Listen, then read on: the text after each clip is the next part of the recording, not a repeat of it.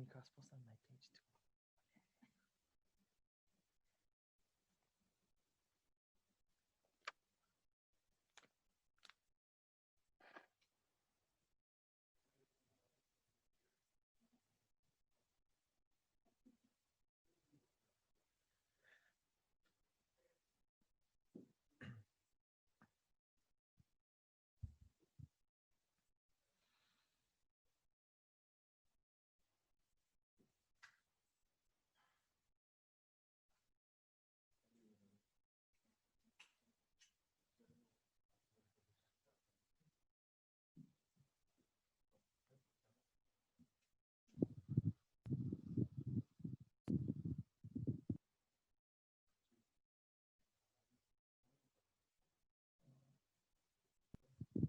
Ano ai me ke aloha ia kākou pākahia pau. Aloha everybody. Thank you so much for joining us this evening.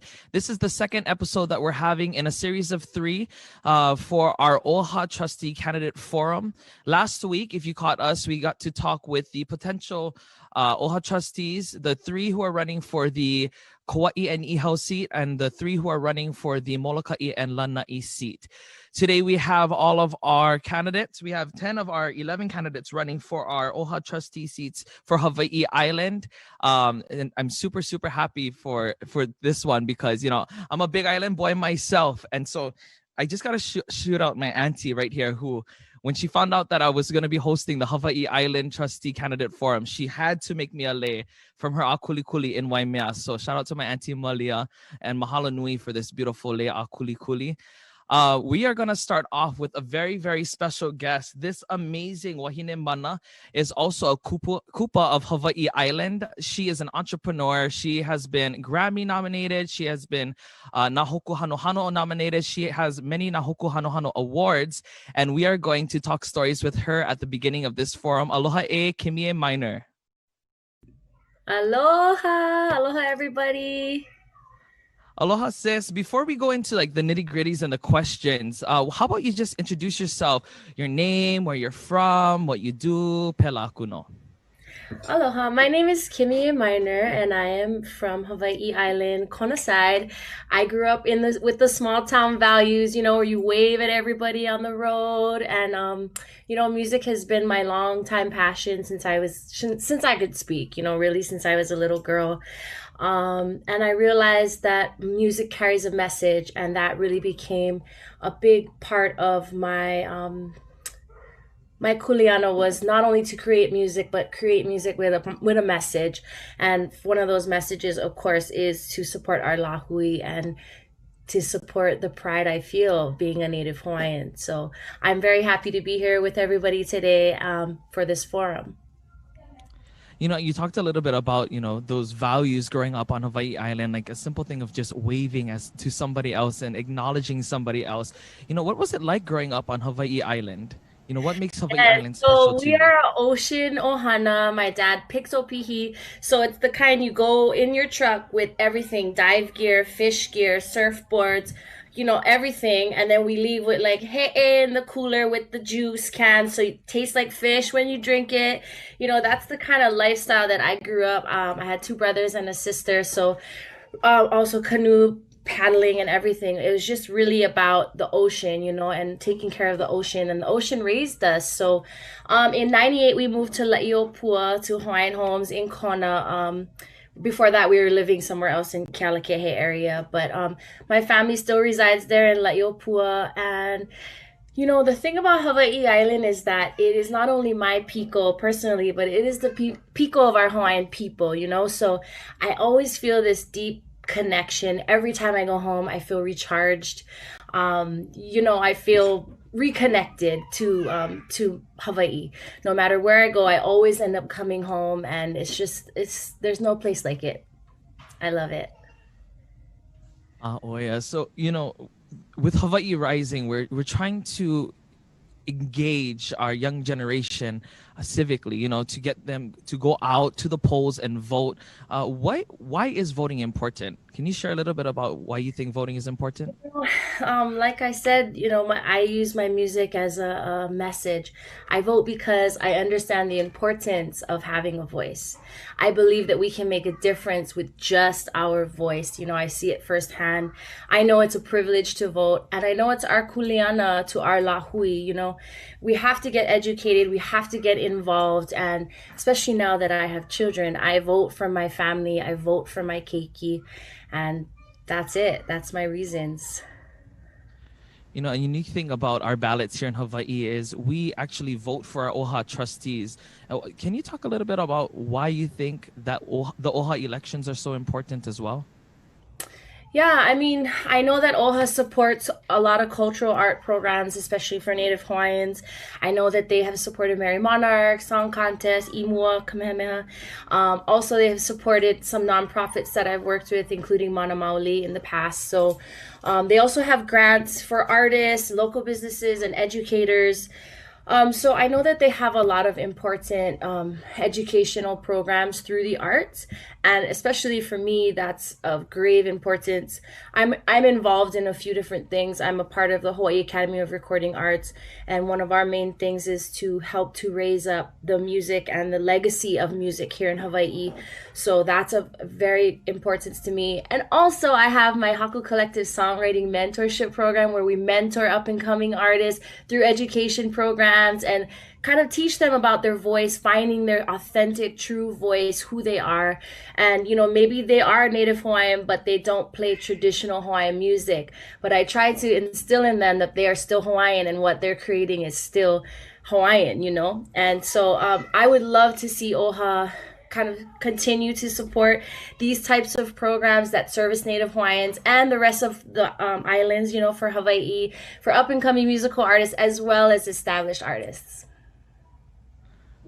All right. Well, thank you so much, Kimi, for joining us today. Thank you for sharing your mana'o about, voting and helping to get our young people out there. Today was the deadline to register to vote for the primary elections, but if you did not meet that deadline and you haven't registered to vote yet, you can still go to olvr.hawaii.gov and register to vote in the general elections. So mahalo nui, Kimi, for joining us today and sharing your mana'o. All right, now we are going to get into it with our OHA Trustee Forum. We have 10 of our candidates who are running for the Hawaiʻi Island seat. If you got to catch our forum last week, our format is pretty simple. We start off with an opening statement. Each candidate has a minute to give their opening statement. After that, we're going to give them a question, and they will have 2 minutes to answer that opening statement. When they have 30 seconds left, I'm going to be holding up the yellow card to tell them that they have 30 seconds left. When their time has elapsed, I will be holding up the red card to tell them that they must stop. And if they keep talking, our lovely friends here at ʻŌiwi TV will mute them. So mahalo nui, everybody, for being conscious about our time. Before this, we drew names out of a hat, and so we are going to get to it. And starting us off with our opening statements is Lanakila. So Lanakila, if you can go ahead and unmute yourself. You have a minute on the clock, and you can start when you're ready. Mahalo anui. Ano ai me ke aloha nui a ʻokoa pau. Mahalo for this opportunity to come out and share. O wau o Joshua Lanakila o ka aina I ka pono Mangauil, mai ka moku o Hamakua, mai ka moku o Keawe. I am a proud graduate of Kanu o Ka'aina, the very first Native Hawaiian public charter school that was grounded in the district of Hamakua from beginning the vision from down in Waipio Valley and eventually emerging up and taking hold in a community of Waimea. My mother, Maureen Louise McGraw, my father, Stephen Mangauil, raised us in the community of Hamakua on the slopes of Mauna Kea. And being grounded in this place has always been really essential to me to pili to the nu'u of the Mauna and down into the kai and understand our role, our kuleana, and how we best live on this aina. So he kia'i Mauna, he kia'i kahonua, aloha no kako. All right, mahalo. Next up, we have Louis Hao. Uncle Louis, if you can go ahead and unmute yourself. The floor is yours. You have a minute for your opening statement.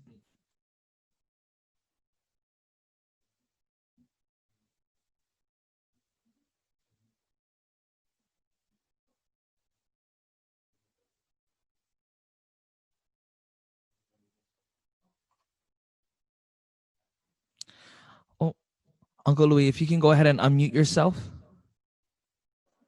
Hola, my name is Louis Howe. There we go. And I want to thank OHA for this opportunity to express myself. Most people call me Uncle Louis. And so I'm asking your kokua in relative to my education, my experience, and my involvement in the Hawaiian community. I graduated from Hilo High School in 1954 and earned a scholarship to the University of Hawaii and graduated at UH in 1958. Got my bachelor's, and I went on to school to Indiana, and after 6 years, I earned my master's in counseling and in sociology. In 1971, I graduated and came home. I spent 38 years in government service. And finally, I'd like to say that I'm a former trustee with the Office of Hawaiian Affairs, representing the island of Molokai for 2 terms, and also representing the island of Maui in half a term, until our election was invalidated by the Supreme Court. But other than that, thank you and mahalo for this opportunity. Mahalo, Anakala. Next up, we have Kalaniakea Wilson. Kalaniakea, you can go ahead and unmute yourself, and a minute is on the clock for you. Aloha ahi o Kalaniakea Wilson ko'u inoa a hau'oli no ho'i au e ho ike a o kou I ka mo'olelo o ia I o ko'u mau kūpuna. Good evening. My name is Kalaniakea Wilson, PhD candidate in political science, master's in Hawaiian language, teaching certificate from Kauilani, a bachelor's in Hawaiian studies in natural resource management, a KS graduate, and a father of 7. And I'm happy to be here tonight to share with all my ohana on all islands the honest truth of Hawaii's history and continued attacks targeting our Hawaiian national origin, perpetuating 127 years of inequality, discrimination, and injustice. Justice delayed is justice denied equals genocide. As an OHA trustee, I will resolve this century-old injustice that continues to the present day. E mau ke ea o ka aina I ka pono. Aloha. Mahalo nui, Kalaniakea. Next up, we have Noelani Cashman-Aiu. Noelani, you can go ahead and unmute yourself, and you have a minute. Aloha, my name is Noelani Cashman-Aiu, and I currently reside in Waimea on Hawaiʻi Island in the Pu'ukapu Hawaiian homestead. I'm a proud graduate of Kamehameha School's Kapalama and a University of Redlands graduate with a bachelor's in education. I'm currently pursuing my master's in business and organizational management. I have been the hotel manager at the Sheraton Keola Bay Resort and Spa, the Mauna Kea Resort, and the Fairmont Orchid, all responsible for the daily operations and managing the multi-million-dollar budgets. When my daughter graduated with honors from Keao, Kamehameha Keao, we ventured off to New York, where she attended New York University. Together, we made the transition from the Big Island to the Big Apple. In New York, I was a college professor and a hotel and healthcare executive. Given my decades of experience in the local community as well as abroad, I am uniquely positioned to help take the Native Hawaiian Trust to the billion-dollar level. Mahalo. Mahalo nui, Noelani. Next up, we have Kauilani Almeida. Kauilani, you have a minute, and the floor is yours. Aloha, my name is Kauilani Almeida. As a dedicated community leader, I continue to be in awe of the resiliency of our Hawaiʻi Island people. Hurricanes, lava flows, and earthquakes were challenges that was met head on. The unexpected COVID-19 pandemic, although global, was handled in the same manner. E nā po'e o ka moku o ke ave, continue to do your due diligence, wear your masks, practice social distancing, and limit social gatherings. This global pandemic is not gone. It also kills. E nā kanaka o ka lāhui, we cannot afford for another foreign disease to take another Hawaiian life. E makaala kākou, a malama I ke kahi, mahalo nui, mahalo nui, mahalo nui. Mahalo nui. Next up, we have Keola Lindsey. Keola, you have a minute on the clock, and you can unmute yourself. The floor is yours. Hello, my name is Keola Lindsey. I was raised in Waimea. I now live in Kauilani. And, these are the lands that really impressed upon me the values I carry till today. Hard work, sacrifice, putting others before myself, humility and honesty. And these are the things that drive me every day. And my commitment to the people of Hawaii is that I will embrace that and move forward as a servant leader to the people of Hawaii. Tonight, we're going to talk about the needs of our people. We're diverse and we have many. And OHA has valuable resources to bring to those issues, but we cannot do it alone. We need to develop partnerships and build relationships with service providers and subject matter experts to develop and implement solutions. Mahalo. Mahalo nui, Keola. Next up, we have Auntie Lei. Auntie Lei, you have a minute for your opening statement. We're going to go ahead and unmute you, and you have 1 minute. Aloha kako. Tonight it's an honor to be here. Mahalo to OHA and ʻŌiwi TV for hosting this event, especially in lieu of this pandemic. My name is Lei Kihoi. I reside in Kailo Kona. My father, Herbert Kihoi, hails from the north, Waimea from the Purdy line. My mother, Sarah Pu'o Davis, from the south, Ponamalino from the High Chief Pu'o Heva line. I stand here before you because I am a beneficiary of the Queen of the Kalani Trust, the Queen who has stood by me emotionally, physically, intellectually, and financially to be the person I am today. I honor her as my Queen Mother, and I honor her legacy. Mahalo nui, Auntie Lei. Next up, we have Laura. Laura, you have a minute on the clock for your opening statement. Go ahead and unmute yourself, and the floor is yours. Aloha mai kako. I'm Laura, Lahi DeSoto-McCollough, and I'm running for the Office of Hawaiian Affairs Hawaiʻi Island Trustee. I live in Waimea on the Big Island with my husband Bart and my 3 sons. I have a master's degree in counseling and psychology, and I recently retired as a school counselor from Honoka'a High, an intermediate school. Prior to this position, I was the 2nd female deputy sheriff in the state of Hawaii and served on the island of Oahu. I come from Waianae, raised in Waianae, and my mother is the late Auntie Frenchie DeSoto, who was very implemental in the creation of the Office of Hawaiian Affairs in the Concon Delegate Constitutional in 1978. She has served as the first chairperson of the board of the Office of Hawaiian Affairs. Mom was my role model. She dedicated as a community leader her strong advocacy for the betterment of conditions, and not only for our Hawaiian communities, but for the state of Hawaii. It is a legacy that I have inherited and will continue to uphold. So I Mahalo nui. Next up, we have Cyd. Cyd, go ahead and unmute yourself. You have a minute on the clock. Aloha mai kako. My name is Cyd Hoffeld. I was born and raised in Hilo, Hawaii. My father was Charles Makanui Sr., who was born to Abraham La'eha and Margaret Makanui La'eha, raised in Lapahoihoi. My mother is Myra Aina, born and raised in Kilkaha. I have 2 amazing daughters, Portia and Darcy. And happy birthday, Portia. I have been the health promotions manager of the largest community health center here on Hawaiʻi Island for 20 years. I'm the Hope Pelekekena for the Ahahui Ka'akumanu Society, Helu e Kolu.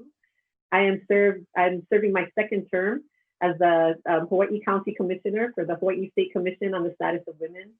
I was inducted into the Hawaii County Women's Hall of Fame, Women of the Year, and received the Book of Good Deeds Award from the Hilo Exchange Club. I'm the co-chair of the Health and Housing on the Hawaii Island Going Home Consortium, and I'm the team leader of the Department of Health Sexual Violence Prevention Community Action Team. And I am also very thankful for this opportunity to be here tonight. Thank you, OHA. And I'm just happy to be with all of these wonderful candidates. Mahalo. Mahalo nui. And closing us off, we have Pua. Pua, go ahead and unmute your minute on the clock. Aloha kākou, malo kaipo. I'd like to thank OHA for this opportunity to have this venue, very important, that everybody has an opportunity to learn about the candidates. My name is Pua Ishibashi, and I'm running for OHA Trustee, Island of Hawaii. I'm running for change to reform, optimize OHA. I believe together we can make a difference. As your trustee, we'll move forward with accountability and transparency. We'll rehabilitate OHA's tarnished reputation by restoring credibility and trust. Together, we will make OHA all it can be to more fully benefit the Hawaiian community and the state of Hawaii. I humbly ask for your support and your vote so we can make this happen. Mahalo nui. Mahalo nui, everyone, for your opening statements. We are going to go to a quick break. We'll be back in about a minute. When we come back, we are going to start with the questions. Each candidate will have 2 minutes to answer the questions. See you when we get back.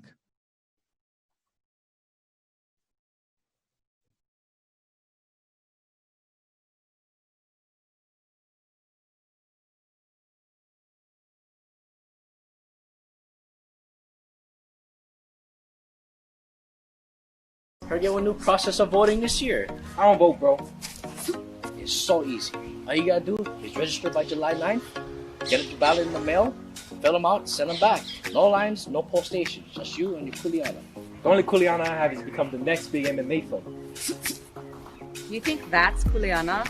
Lima McFarland? Whoa, it's our kuleana, our right and responsibility. Before you represent Hawaii in the cage, make sure you represent your people with your ballot.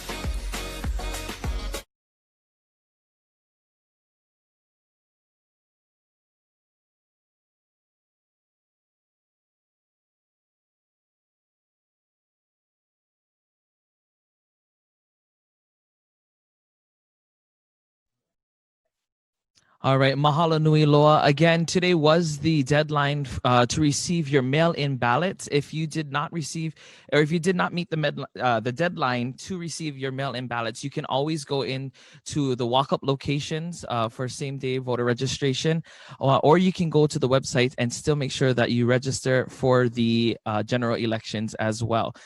All right, we are going to start off with our round questions. This is the first question we have.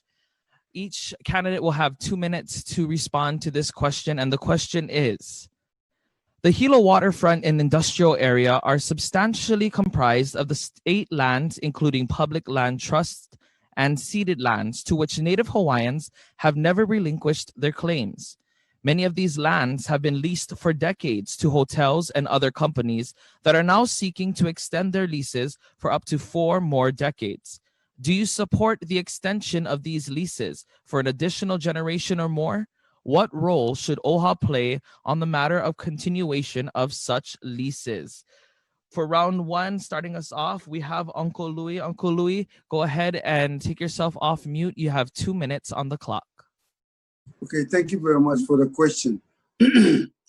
Well, that's a question that needs to be evaluated on a case-by-case basis.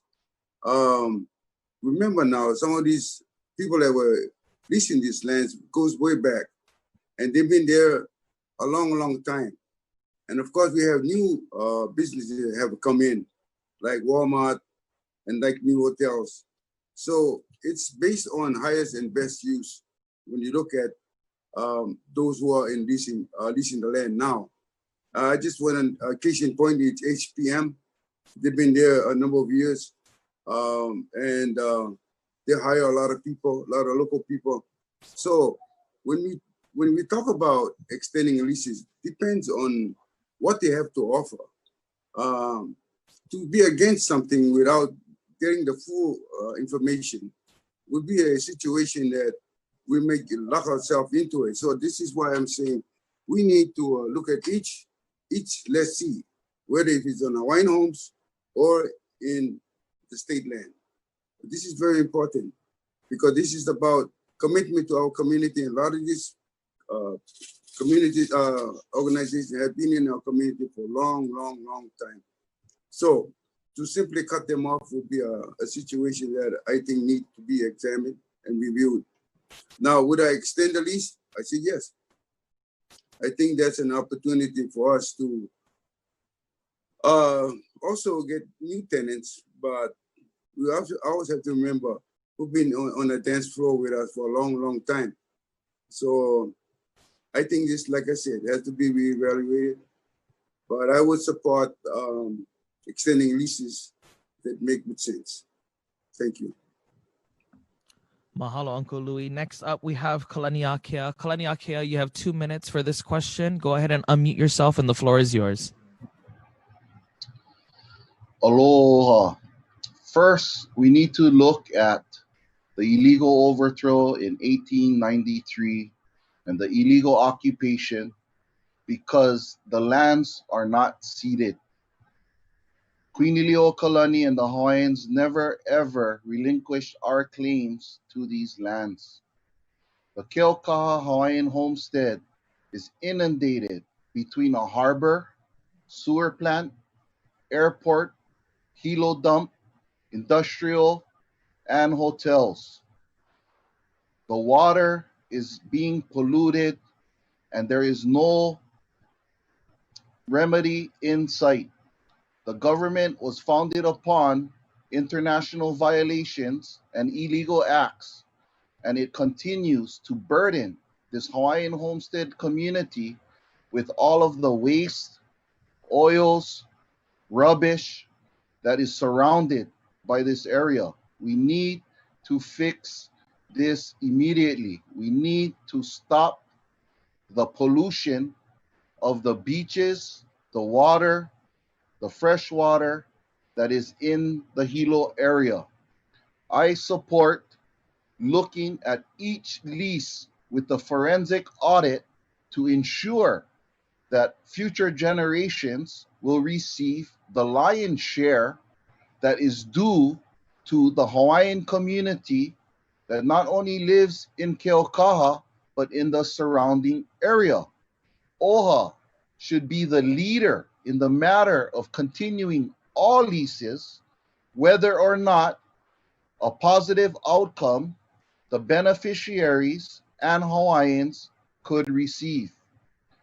If Hawaiians do not receive any benefit, OHA should cancel the lease and afford the opportunity for Hawaiians to take on the leases. Aloha. All right, mahalo nui Kalaniakea. Next up, we have Noelani. Noelani, you have 2 minutes on the clock. Go ahead and unmute yourself. I'm not aware of any leases on Banyan Drive that are up for, but I'll have to take a deeper look into that. With that being said, the state of Hawaii's continued practice of leases on our land for anything other than market value is absolutely unacceptable. Continuing to put long-term leases for such ridiculous amounts as $1, or even those cases where they are up for market value, the failure to add the rate of inflation robs the Native Hawaiians of our benefits. We don't reap the rewards and the benefits of these resources. As I've been involved with many hotel lease agreements in my 20+ years of management, I'm qualified to discuss lease negotiation strategies. This will be helpful when OHA sits down with the state of Hawaii to discuss the public land trust and the ceded land trust when they come up for lease negotiations. Mahalo nui. Next up, we have Kauilani to share her mana'o. You have 2 minutes. Go ahead and unmute yourself, Kauilani. If the Native Hawaiian community determines that these lands can be better utilized to service Native Hawaiians, then these leases should not be renewed. But for those leases that will be renewed, I agree with Laura. They should be done, negotiated for the best interest of the Native Hawaiians. They should also have a requirement to provide a community benefits contribution to the community that is impacted. This should include job training and employment opportunities, which include management positions. How do I know this will work?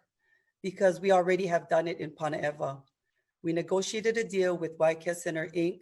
to provide $100,000 a year community benefits package worth over $6 million that included job training. Along with our efforts to secure 14 acres of land from DHHL, we conceived of a plan to build a health and wellness center known as Kamoleao. This model can be copied by other communities to bring benefits to their people derived from income generated by private business on ceded and trust lands. Mahalo nui, Kauilani. Next up, we have Keola. Keola, you have 2 minutes on the clock. Go ahead and unmute yourself and start when you're ready. Mahalo. You know, the requirement to provide Hawaiians with revenue from the use of lands like these in Hilo Bayfront is a law, right? That was created and said this shall happen. And through time, you know, there's been court cases and decisions, and we end up here today with Hawaiians receiving just a small fraction of what's rightfully owed to us. And the unfortunate reality when we look at lands like Bayfront is that everybody gets caught up in it, except those that make the decision not to follow through on justice, right? The developers, the people that work there, they had nothing to do with the injustice. The Native Hawaiians who are owed this had nothing to do with it. And yet decision makers, you know, don't want to take that step to say, this is what we committed to do. This is what you're owed, and you know, do it. The numbers are all there. I mean, there's a body of research that talks about the numbers and the information. There's no twisting that, right? Facts are facts, and people can be entitled to their own opinion, but facts are facts. And OHA's role in this is to continue providing the accurate information, being the messenger for our people, and really standing with our people when we tell decision makers that justice is justice and right is right. Mahalo. Mahalo e Keola. Next up, we have Antile. Antile, you have 2 minutes on the clock. Go ahead and unmute yourself, and you may begin. Aloha. I think we need to acknowledge the fact that OHA has a mission, and the mission is the betterment for the betterment of Native Hawaiians. Everything a trustee does has to be based on that. So what I'm saying is that the standard for analyzing this lease is this: does the lease provide for the betterment of Native Hawaiians? And I think Mr. Ha'o kind of embraced this idea, but one of the things I disagree with him on is that he talked about the highest and best use. The highest and best use is Western standards, okay? As an attorney, fine, the highest and best use is to maximize the benefit of the land. And I wouldn't do that in this case. I would actually go through each lease itself and say, does it really better the Hawaiians? Does it provide jobs for Hawaiians? What is the ultimate benefit of each lease? So I can't really answer the question because I need to analyze and review as a trustee and assess the feasibility of each lease, okay? So there's not enough facts in this question for me to answer that. So based on that, we need to understand that a trustee must provide for the betterment of all Hawaiians. And I'm talking about today's Hawaiians and future Hawaiians. Mahalo nui, Anake. Next up, we have Laura. Laura, go ahead and unmute yourself. You have 2 minutes on the clock.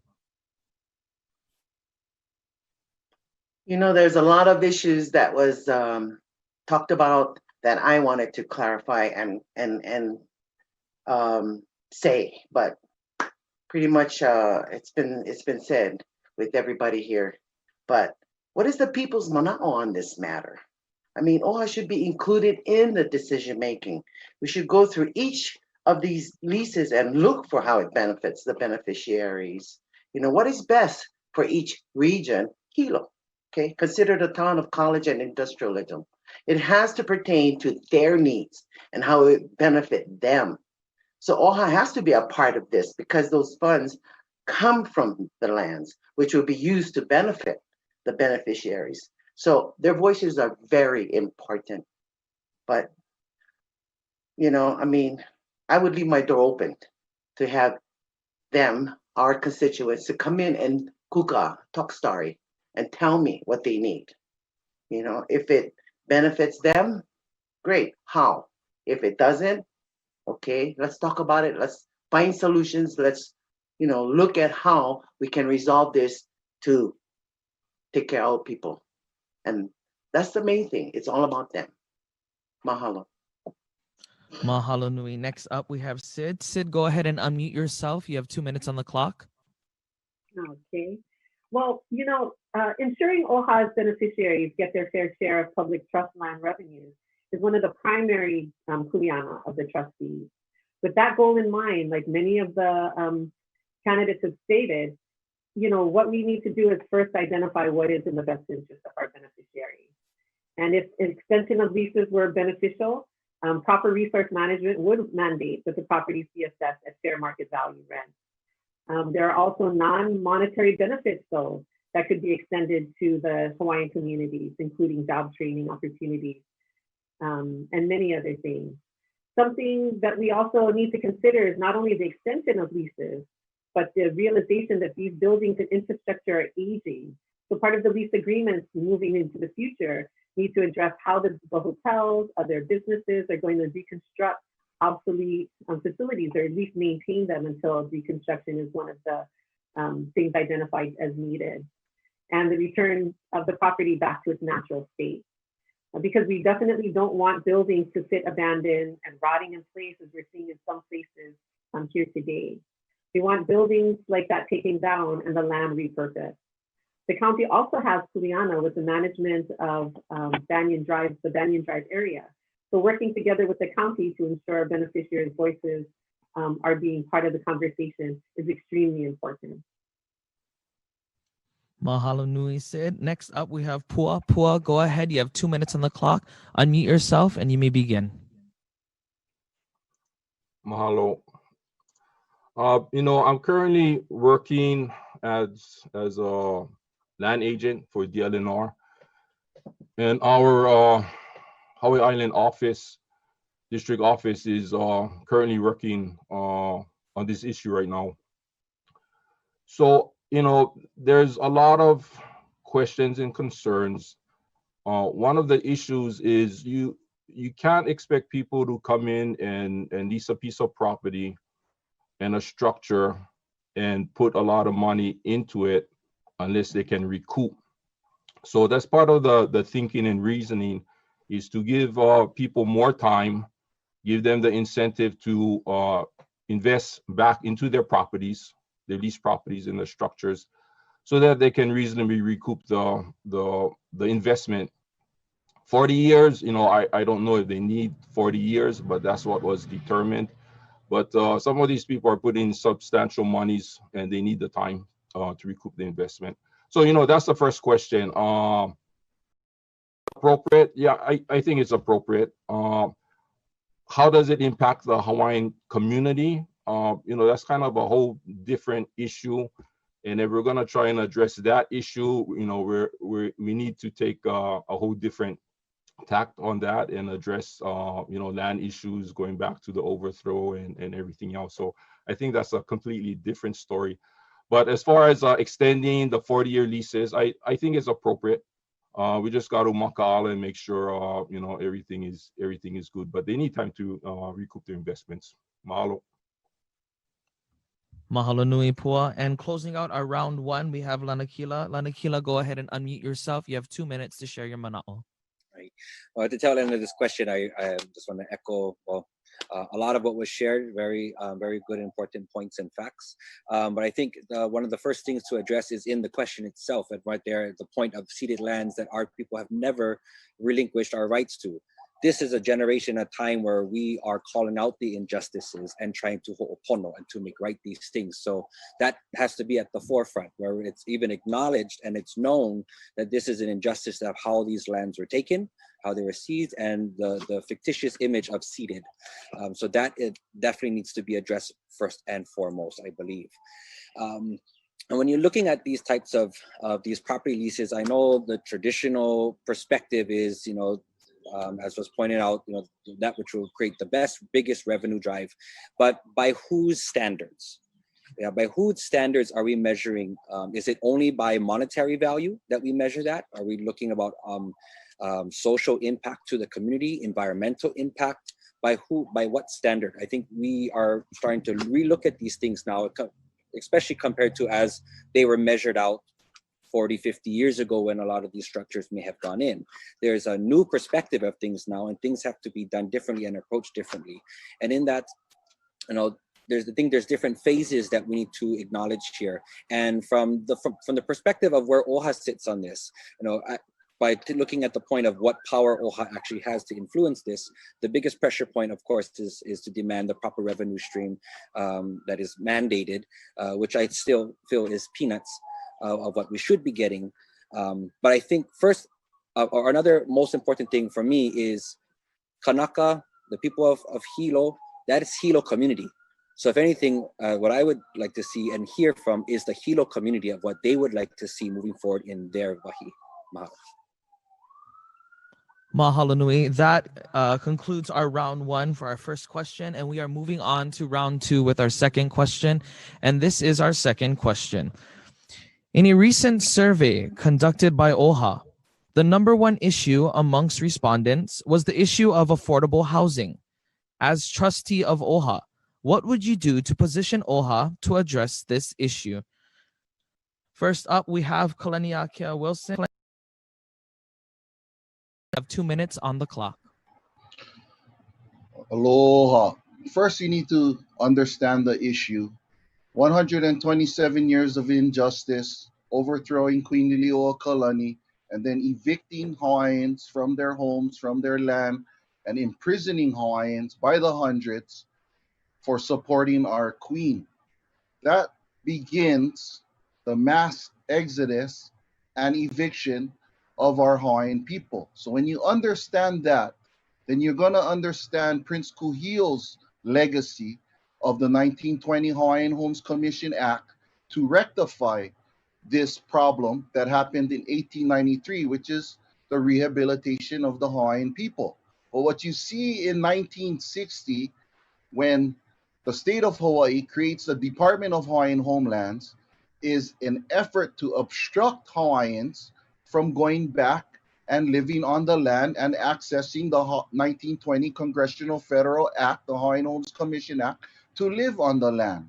So when the state of Hawaii and the Department of Hawaiian Homelands continues to obstruct, deny, evict Hawaiians who want to access their rehabilitation, that is the problem. The Department of Hawaiian Homelands is the problem. Once we remove them, we can move 40,000 Hawaiian families that's on the list on the land. But don't forget, candidates, we need to address the 1893 injustice, and that is the priority. Because when we fix the injustice of 1893, we can then fix all of the other ailments that Hawaiians suffer from. But in this case, OHA should fire the Department of Hawaiian Homelands because the Supreme Court just ruled 5-0, and OHA should take over the Hawaiian Homelands and put 40,000 Hawaiians on the list on the land immediately. Aloha. Mahalo nui. Up next, we have Noelani. Noelani, go ahead and unmute yourself. You have 2 minutes for your mana'o. Well, if it was up to me, OHA would be qualified and make sure that every qualified Native Hawaiian would get Hawaiian homestead. However, as defined in the Hawaiian Homes Commission Act of 1920, The Department of Hawaiian Homelands is the organization that manages the homestead. Although OHA does not have any jurisdiction on the Hawaiian homelands, they do have access to $1 million trust, and they should be able to provide financial assistance to Hawaiian homestead beneficiaries. With my extensive background, I will help ensure that the Native Hawaiian Trust is restructured to combine OHA's land and financial assets into a single endowment. This will help better position OHA to fulfill its fiduciary responsibility to Native Hawaiians. It is 2020, and it's time for our Native Hawaiian organizations to work together to ensure that Native Hawaiians have a place to call home on our lands. Mahalo nui e Noelani. Next up, we have Kauilani. Kauilani, you have 2 minutes on the clock. Go ahead and unmute yourself. As a teenager, I drew the plans for the home of my dreams. As an adult, I revamped my initial plan to accommodate for my growing ohana.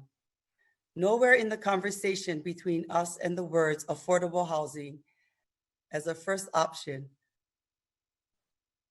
Basically, the salesperson started with, "How can I help you?"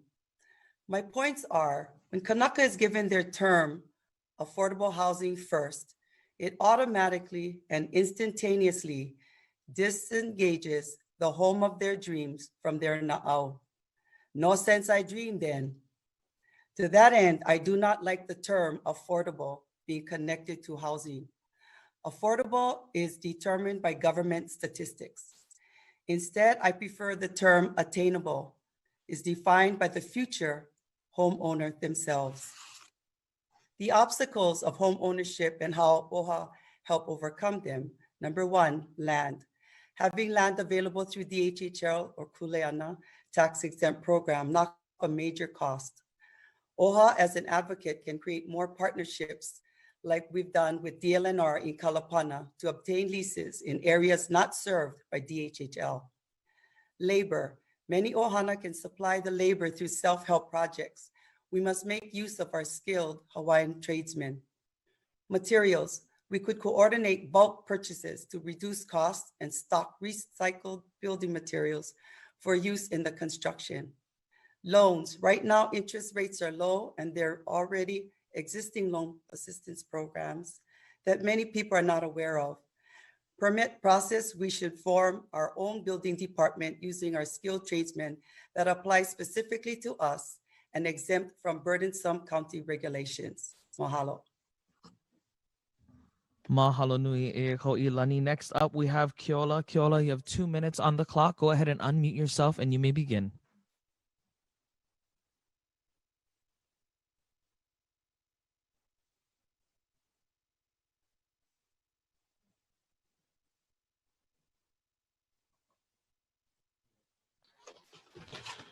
You know, OHA's work to address education, health, and employment issues, you know, are contributing factors to our people achieving the dream of home ownership. You know, the idea of having employment, you know, in our choice of field, and a stable, you know, job to be able to afford the financing of a home. Our homes should be close to where we work, so we're not commuting for hours and spending quality time away from our families. OHA needs to start continue programs that teach our kids the importance of good credit, starting savings, budgeting, learning the mortgage process so they're prepared when these kind of opportunities come up. You know, I'll be honest and say, you know, I wasn't prepared for these kind of things till I was in my early 30s, mid 30s, and nowadays that's way too late. We got to get, you know, kids ready, you know, real early so they're in the market and, you know, obtaining these things. We need houses that fit the needs of our families, multi-generational living. We need to streamline regulatory processes to make that easier, especially on Hawaiian homelands, accessory dwelling units, and subdividing. You know, it's a basic supply and demand issue, and we're being demanded out of, you know, homes in our own homeland. At a high level, there's the idea of vacation rentals and, homes sitting empty instead of going into the rental market. And OHA's been involved with that, and it's not an issue of people not coming here, but if you want a home in our community, be a part of that community. The Kauai County Council is involved with this issue this week, and I've been following that, and they've been coming up with some very interesting approaches. There's no answers, but OHA has to work together and develop solutions. Mahalo nui e Keola. Next up, we have Auntie Lei. Auntie Lei, you have 2 minutes to share mana'o. Go ahead and unmute yourself. Aloha. First of all, we need to understand that Hawaiians are not homeless because this is their home. So it's very important that at least we give them shelter and a place to be comfortable and to be safe. And so we need to address the need for housing among our people. Right now, rent runs between $800 to $3,000 a month for our people, and the average home costs about $835,000. And so this is a real problem. And I would advocate to address this problem is to secure partnerships and investments with, as a trustee, I would encourage private or public organizations such as Kamehameha Schools, DHHL, and huge corporations to build more affordable homes. What's important is that OHA needs to work with the DHHL very closely to address beneficiary needs for affordable housing. OHA is paying several $1 million annually to service the loan debt for DHHL. This arrangement for Hawaiian Homelands is running OHA in the red. So we need to work with them very closely to become to be sure that at least we can get our people in homes. So that's in summary, I would say we need to partner with other corporations and other people in the housing business. They can build homes for our people. OHA is not in the housing business, but we need to partner. Thank you. Mahalo nui, Auntie Lei. Next up, we have Laura. Laura, you have 2 minutes on the clock for your mana'o. Go ahead and unmute yourself. Because of the encumbersome state laws of building homes, the cost of living creates non-affordable housing in Hawaii. Dropping those encumbersomes will give a chance to gain affordable housings to the constituents by approximately $100,000 to $200,000. This will give at least 150% more Hawaiians to qualify for affordable homes. Meeting this mission and the importance of putting Hawaiians on the land and in houses should be a priority. The federal government agrees with this statement, and that's why DHHL is federal. The current procedures that are in place now is what's making it difficult for Hawaiians to afford housing today. Nonprofit organizations such as Catholic Charities, Habitat for Humanity are not required to follow the laws because of its nonprofit status, and it lowers the cost of unaffordable housing. OHA can find the lands to sell to that private nonprofit community, which will bypass the encumbersome laws. These nonprofits can also seek private funding from outside sources. Hey, even Hawaiians that are seeking jobs. Because the organization is not subject to procurement laws, when you go through the procurement, it increases the cost of housing. With the agencies working together and even partnering, they can come up with some solutions regarding lands and affordable housing towards the betterment of all Hawaiians, which is also in the Constitution and Admissions Act, without being race-based. Mahalo. Mahalo, Laura. Next up, we have Cyd. Cyd, you have 2 minutes for your mana'o. Go ahead and unmute yourself, and you may begin. Mahalo. As an OHA trustee, I will engage a variety of stakeholders to address the many kinds of housing needs in our Hawaiian community. We will continue to work closely with the Department of Hawaiian Homelands in awarding beneficiaries who qualify for homestead properties. We need to identify the main factors that have prevented new construction of units and also encourage awardees or ensure awardees are able to afford a new home if they're granted land. We need to increase financial education and planning for Hawaiians to increase mortgage approval rates.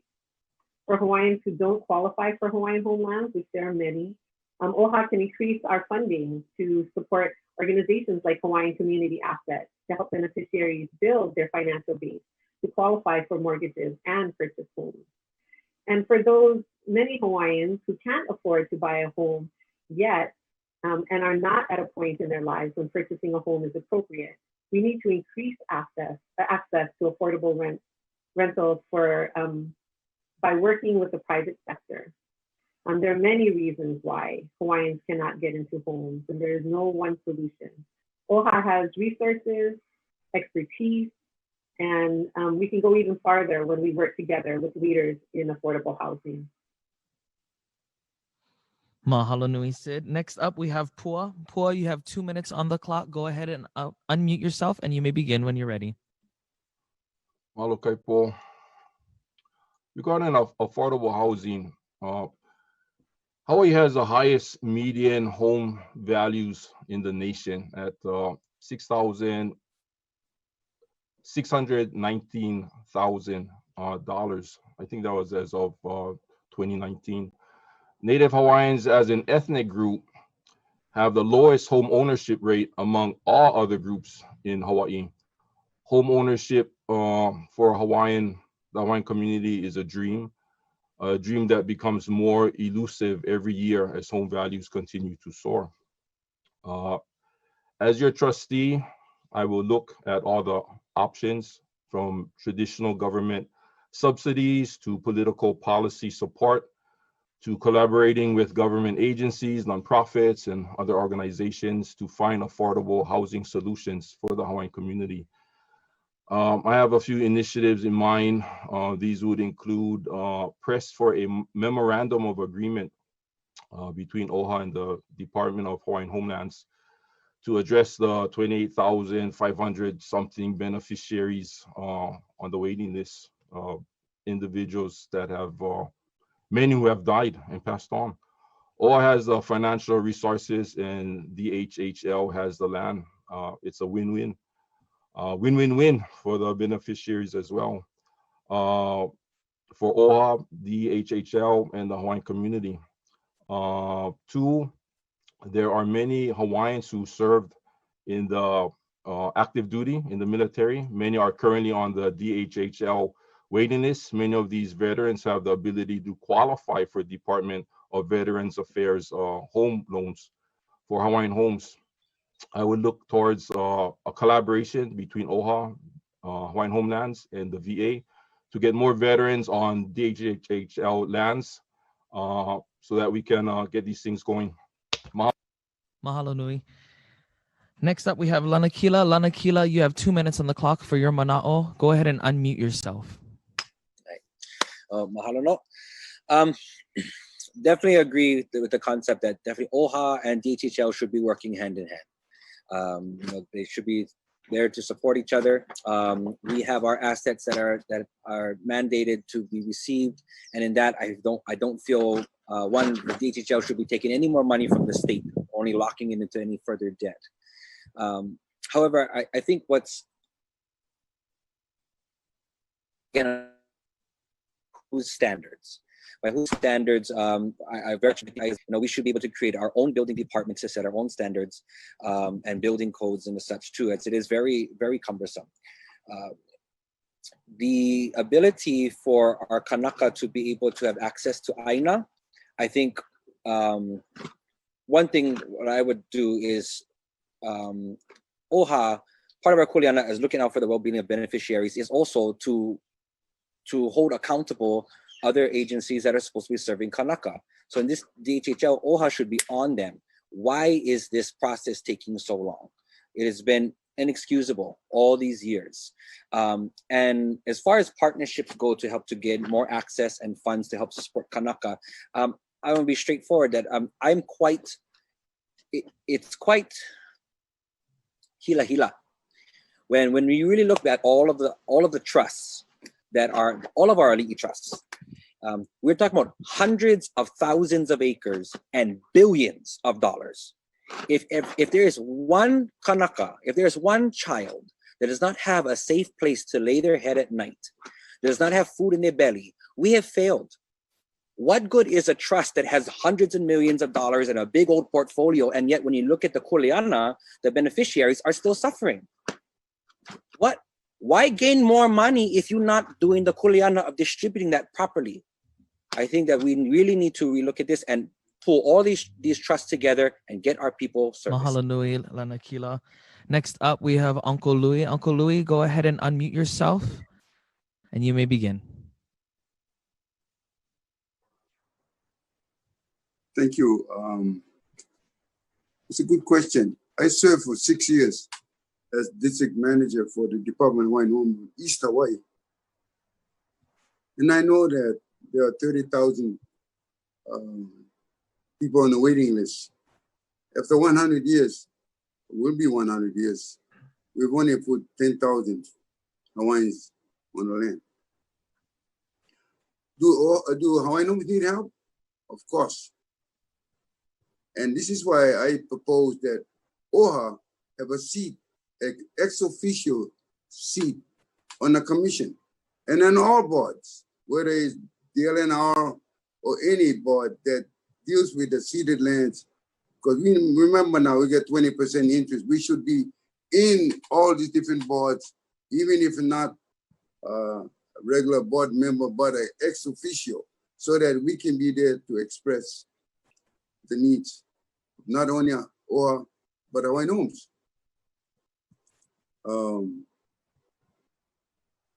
Now, OHA has demonstrated in the past to work with Hawaiian Homes in joint projects. In Waianae, we put up 7 homes. It's only 7. But in Keoka, we put up 45 homes. This is self-help homes. And we also partnership with Waimanalo, the Kupuna housing. They put $3 million inside it. And it's people living in these houses. It's happening. Now, one of the things I look at and say that we don't need sidewalks. We don't need gutters. We don't need drainage. We don't need all this infrastructure. We need a road. Because in Hilo, you got rain here. I mean, you got the sun. I mean, you can live like Maku'u. They can live off the grid. So I looking at this and thinking that there are some things that we need to do or can provide with Hawaiian Homes direct loans and maybe even 2%. Mahalo nui, Uncle Louis. At this time, we're going to go to a quick break. So mahalo everybody for joining us. Please stick around. When we come back, we are going to go on to our next set of questions, including a speed round. So we'll see you upon our return. Aloha.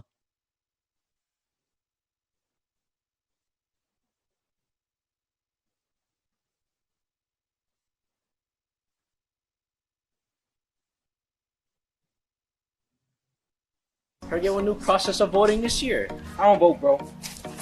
It's so easy. All you gotta do is register by July 9th, get a ballot in the mail, fill them out, send them back.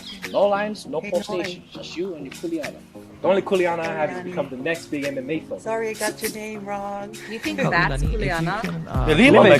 Turn on the light behind it's you. our kuleana, our right and responsibility. Before you represent Hawaii in the cage, make sure you represent your people with your ballot.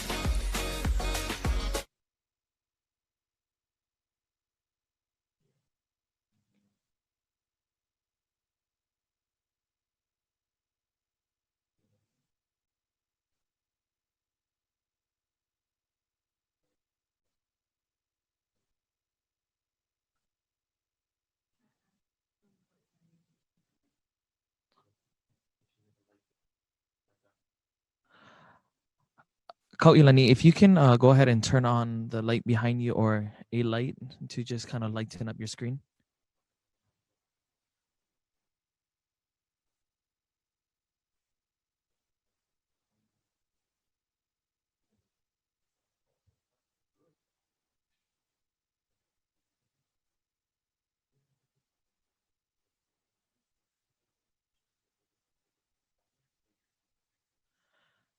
So Antile, when you answer your question, go ahead and sit a little bit back from your camera so we can see your face still yet when you answer the question, please.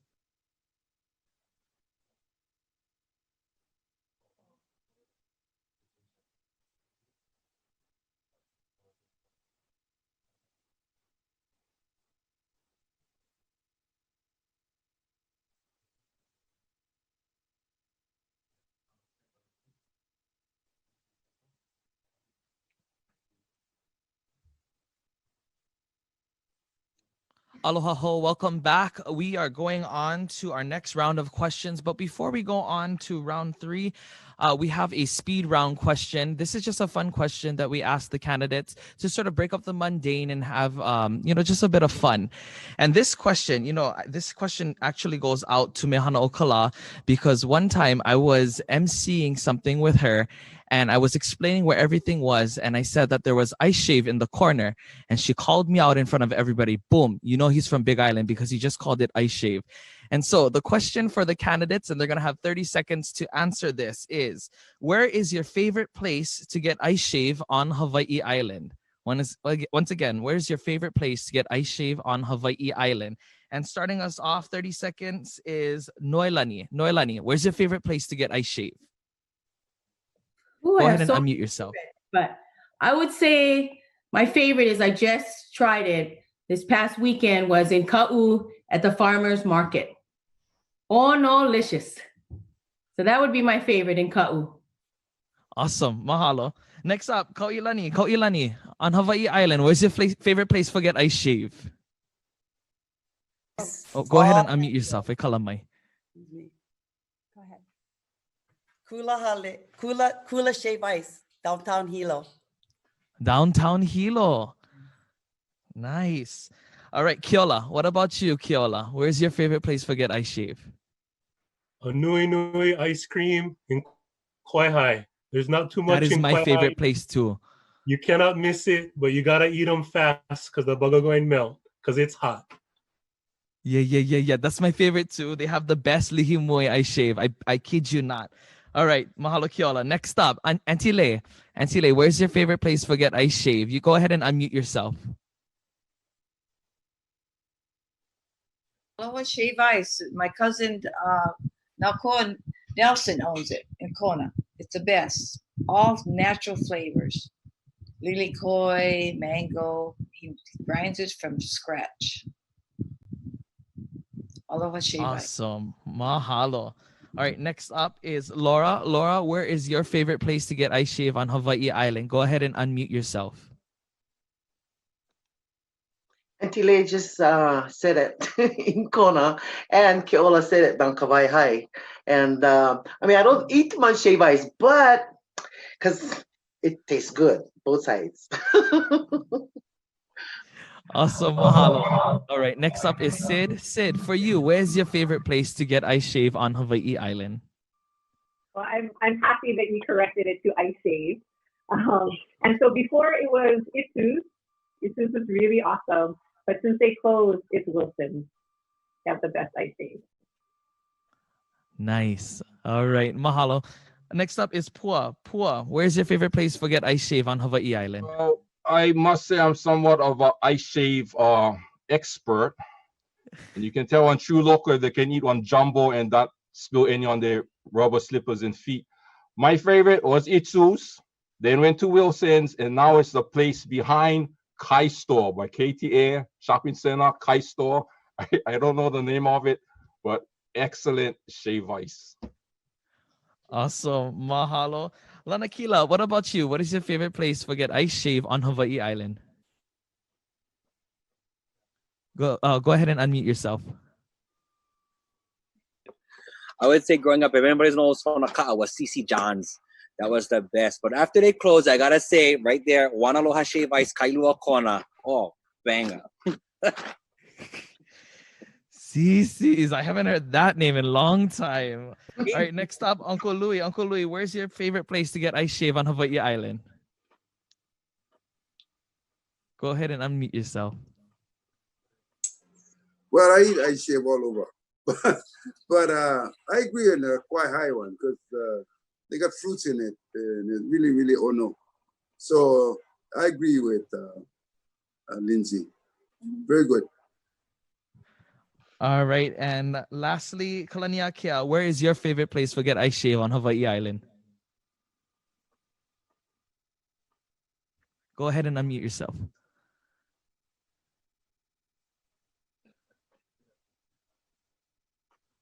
Oh, I think you're. Oh, there we go. Can you hear me? Yeah, there we go. Oh, ice shave. That's a thing of the past. We gotta support the Ohanas, Pahala Pops from Ka'u. Brother Pops, Waikahe, and Lily Pops from Keokaha are organic. We gotta support our local Hawaiian vendors, taking it to the forefront. Aloha. All right, mahalo nui ya oko. All right, now we are going to our round 3. We are back to our questions. The candidates will have 2 minutes to answer these questions. And this is our question for round 3. What would you do as trustee to include community voices in OHA's decision-making process? Starting us off, we have Kauilani. Kauilani, go ahead and unmute yourself, and you have 2 minutes for your mana'o. I actually got this feedback from the community. So when I'm speaking on this question, know that. Including community voices in OHA's decision-making process begins with answering the telephone. OHA answering their telephone. Humans should be answering, not machines. Returning your calls. No waiting days for an answer. No run around. Set up meetings with decision makers, people who actually have some power, not ho'omali practitioners. These are the voices of the people when they have to communicate with the Office of Hawaiian Affairs. Mahalo. Mahalo nui, Kauilani. Next up, we have Keola. Keola, go ahead and unmute yourself. You have 2 minutes on the clock.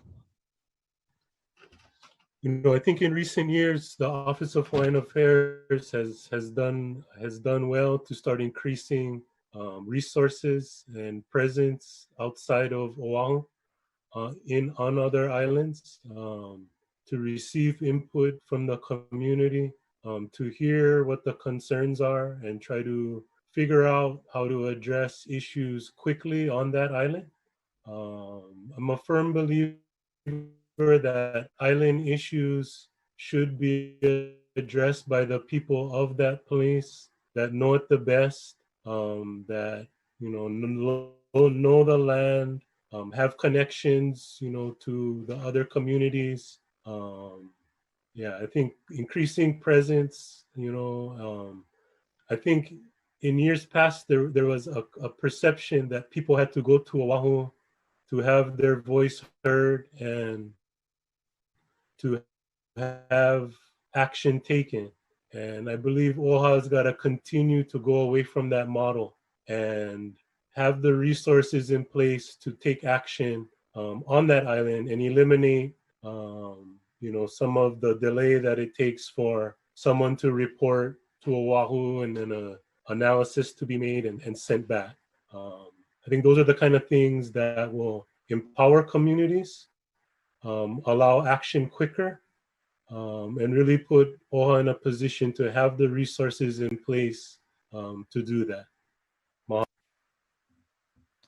Mahalo nui, Keola. Auntie Lei, the floor is yours. You have 2 minutes on the clock. Go ahead and unmute yourself, and you may share your mana'o. Oh, mahalo. I agree with Keola. I think that OHA has done incredibly well by allowing their constituents or the beneficiaries to come to the table and express their views. And I also agree with Keola that, it's the people themselves from their communities that that know the issues. But I would add one more thing to that.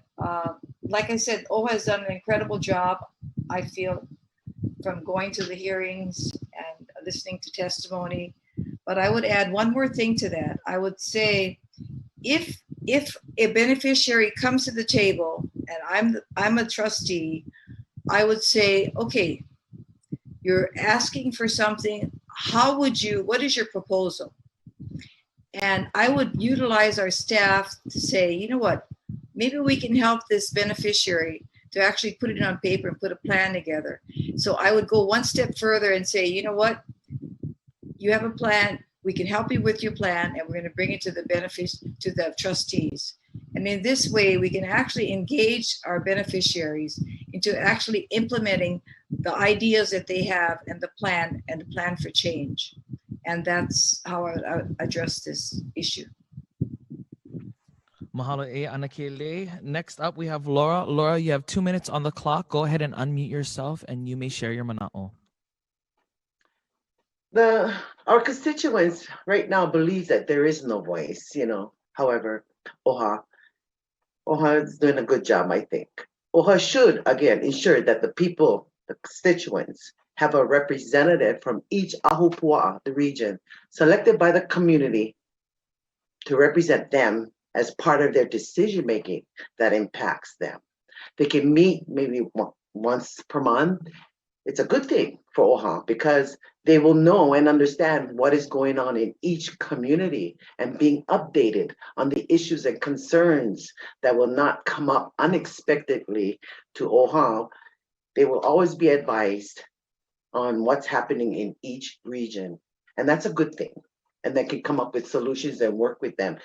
For me, my door is always going to be open if elected. And they can come in, kuka, they can, I like that and I want that. So an advisory committee is a good start on each island. Mahalo. Mahalo nui. Up next, we have Cyd. Cyd, go ahead and unmute yourself. You have 2 minutes for your manaʻo. Thank you. Well, the recent surveys that OHA conducted was a great way to hear community voices, thoughts, and concerns that you might never have heard otherwise. But we don't all have, high-speed internet and internet access. So I've also attended community meetings that OHA has convened at Keokaha Elementary School and at other locations to discuss, different issues that are coming up at the time.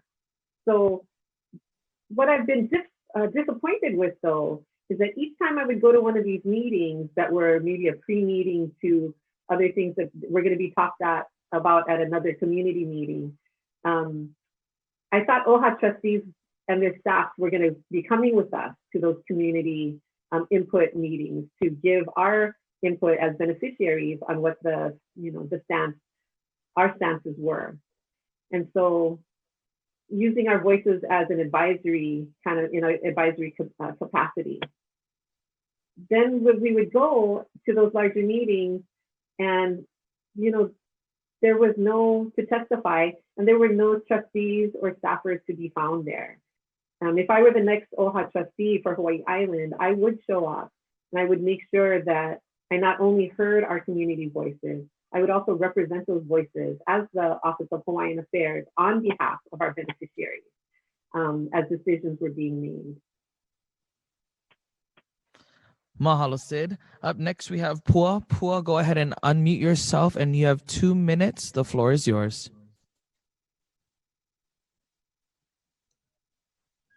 Mahalo, Kaipo. I had an opportunity to work for OHA for 5 years in their land division, but I worked out of the Keokaha community office. So I had the opportunity to hear the concerns of many people. As OHA trustees, we have a fiduciary duty to act in the best interest of our beneficiaries, the Hawaiian community. And you cannot do that behind closed doors. You cannot do that in secrecy. It has to be completely transparent. And the trustees need to be accountable when the people speak. And, it's not just, there's a saying, the squeaky wheel gets the grease. And I think it's true. So I think on very important issues, it's not simply going out into the community and let them, voice their opinions. But if it's something that's really important, maybe we need to take the next step and reach outside of the community and do surveys and interviews, but make sure that we truly get a response from the broader or general community and not just a select few individuals. So the process is very, very important, and people want and need to be heard, and that's what we need to do as trustees. Mahalo. Mahalo nui, Pua. Next up, we have Lanakila. Lanakila, go ahead and unmute yourself, and you may share your manaʻo. Hi. Well, kako a lot that is shared. To be able to make OHA as accessible as possible. I very much like the image is we should be working in a glass house. Because that has been, we have to acknowledge, is myself growing up, even without understanding a lot of what was happening, you just hear the word OHA and everybody around you cringes because it's just bad there's been so much different things. I'm not sure, learning, growing up and realizing that, and now engaging with OHA myself in many ways. When things happen behind closed doors, that's how our people have been abused in so many times. They go behind, and not only by OHA, but just at practice. So making ourselves as available as possible, but also using every bit of assets that we can. Face-to-face meetings, I think that's super important. Alo ahe alo. That's how some people, and that's super important too, because that's where you can really feel, not just hear or just read the black and white text, but you really feel what the community has to share. But also use the tools available to us of social media in a safe way, and all of the technology. I'm working with an organization right now, Aina Aloha initiatives, and there's ways that we're putting out information out there, and there's great software such as this one that basically you can share it right there, and everyone has the ability to share their mana'o real quick in a good way. So using everything that's available to us, but really we have to bring down the barriers, we have to drop the curtains. So that's how I would like to see OHA run. And if I'm in there, that's what I'm going to continue to fight for, so that we are, everything can, because when you work right with your community and we build that trust back with our community, that's when OHA really is going to be a service of the Lahui again. Mahalo nui. Up next, we have Uncle Louie. Uncle Louie, go ahead and unmute yourself. 2 minutes is on the clock and the floor is yours. There were some terms used. I would say the Hawaiʻi Island Trustee should be available, accessible, and accountable. And the Hawaiʻi Island Trustee got to attend meetings. And when OHA sends out information, a lot of times they send out the staff only. The trustee have to be there. And maybe not one trustee, but two. Because it's important, the staff have to report back to OHA. So it's really the trustee's responsibility to report to OHA as a committee or as a decision-making body. So available, accessible, accountable, yes. You have to attend meetings, as many meetings as you can, because you're responsible for your island. So there are 7 associations on the east side. And the west side, I think there's about 4 or 5. So these are the groups that perhaps the trustees can meet with. And but that's something that I want to see develop. That's something that can be done because it's within the purview of the trustees. So you gotta participate in like on Molokai, when I was trustee, was quite easy because the island is small. On Maui was there, it's pretty big. But on a big island, it's really big. So it's sometimes you can't be everywhere at one time, but it is important to meet with groups from the different associations. Thank you. Mahalo nui, Uncle Louie. Next up, we have Kalaniakea. Our clock is reset. You have 2 minutes and the floor is yours. Go ahead and unmute yourself. I'm not going to paint a pretty picture when a pretty picture doesn't exist. OHA has a dismal record of listening to the community voices on all islands. We said no to federal recognition, but yet Kana'i Olavalu, Kauinoa, Kana'i Aupuni was sponsored by the Office of Hawaiian Affairs. 3 strikes, you're out. We gotta stop. What really concerns me is all of the candidates that want to be the leader are ignoring the largest petition ever created by our people in 1897, the Palapala Ku'e, saying no annexation to the United States of America. It concerns me that leaders cannot even voice the truth, cannot even voice the honesty of our ancestors that said no annexation, because that is the core origin of all of the issues that we face today. We need to be able to talk about it amongst our people. I've been attending Hawaiian Homes Commission meetings, Hawaiian Homestead Association meetings, Royal Order of Kamehameha meetings, Hawaiian Civic Club meetings, testifying on tons of issues that are crucial to Hawaiians at the county council, at the state level. We need to listen to the people and respond to their requests, not ignore them. We need to create weekly online polls on hot topics. If elected, I will go live during work so the community can be involved in the conversations and have input and comment.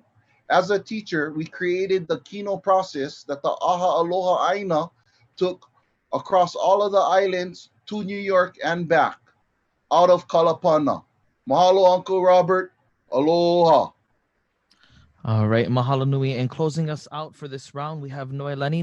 Noelani, go ahead and unmute yourself, and you have 2 minutes. As your next Hawaiʻi Island OHA Trustee, I am committed to having community meetings across the island at least once a month. After speaking with Hawaiʻi Island Trustee Uncle Bob Lindsey, I understand the importance of community relationships. While I am committed to the community meetings, I also will have an open door policy in both our Kona and Hilo offices. If our beneficiaries cannot come to us in the office, I will make the effort to make sure that our office comes to them. Mahalo nui, and that concludes that round. We are moving on to our next question, and this is our question for round 4. For years now, OHA has raised concerns regarding the mismanagement of Mauna Kea and the disappropriate weighting of observatory development over the protection of this sacred space and the natural and cultural resources and sites the Mauna hosts. Most recently, OHA filed a lawsuit against the state and UH, alleging ongoing breaches of their fiduciary obligations to properly steward Mauna Kea. Do you support these activities and actions by OHA? Please describe how you perceive OHA's role in regards to the management of Mauna Kea. And starting us off on this round is Keola. Keola, you have 2 minutes on the clock. Please unmute yourself, and the floor is yours.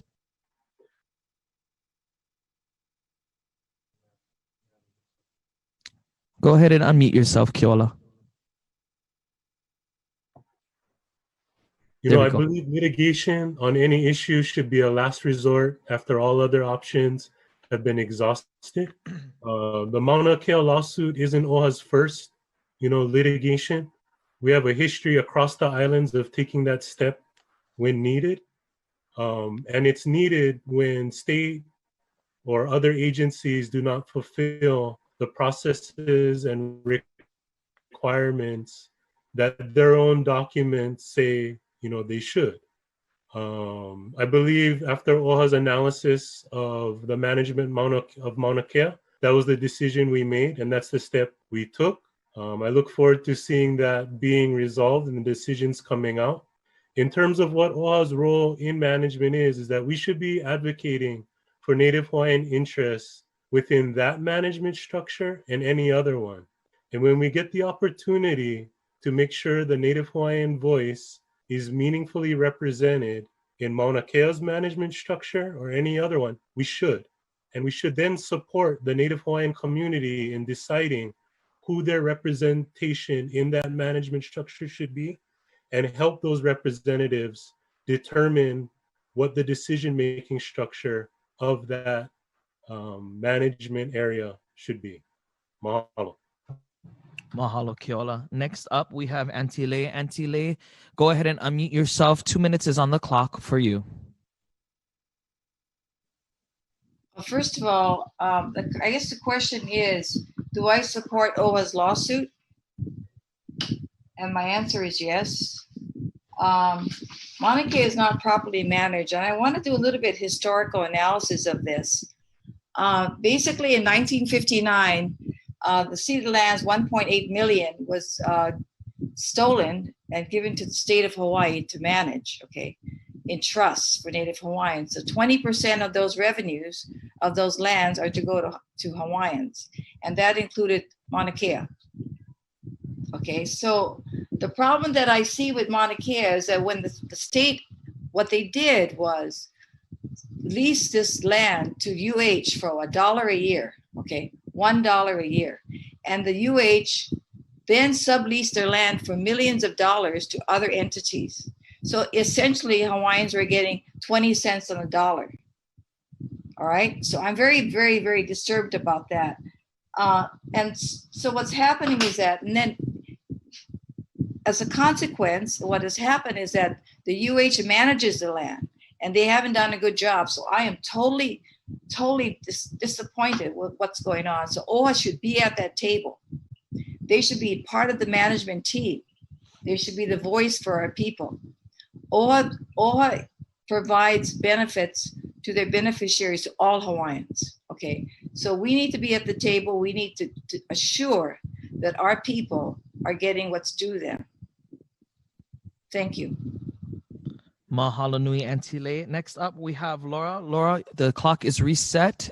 Go ahead and unmute yourself, and the floor is yours. This is an emotional topic because of the significant desecration of the sacred Mauna and the disrespect of the people and land. It is a place of worship and cultural practice. It shows that the people's voice is being ignored no matter. It's like building on a church. Wherever there is space, someone's building on that space. Pretty soon, Hawaii will run out of space. OHA should pursue the injustice and ensure that the people, the stewards, have a voice and is included in all discussions and decisions regarding the Mauna. Buildings are being abandoned up there and no one is taking them down. Other countries offered their land for TMT. So why? Why Hawaii? And that has been turned down. You know, I mean, OHA has continued this, you know, the support of protecting the sacred Mauna and land, but we need the lawsuit filed because they have mismanaged it, you know. And again, it is the people's Mauna. The act of disposing land and natural resources is a crime. TMT and other agencies are only thinking about development on public lands and not the people's rights, like it was on Kaho'olawe. They're killing the Mauna. Same thing, you know. We got Kaho'olawe back. Why can't we get the Mauna back? Again, it's the people's Mauna. And again, it's a place of worship and sacredness. Okay? So if we could do it for Kaho'olawe, we could stop the bombing of Makua Valley, then we can get that Mauna back to our people and the stewards. Mahalo. Mahalo nui, Laura. Up next, we have Cyd. Cyd, you have 2 minutes on the clock. Go ahead and unmute yourself, and you can please share your mana'o. Thank you. I do support the activities of OHA and the lawsuit, and because there's a history of obvious breaches of trust and broken promises by the university and the state to properly steward the land that has been entrusted to them for 50 years. OHA's 2017 lawsuit addresses the failures of the state and the university to properly manage the entire mountain, and that laid a strong foundation for next steps that should include that Hawaiians must drive all decision making.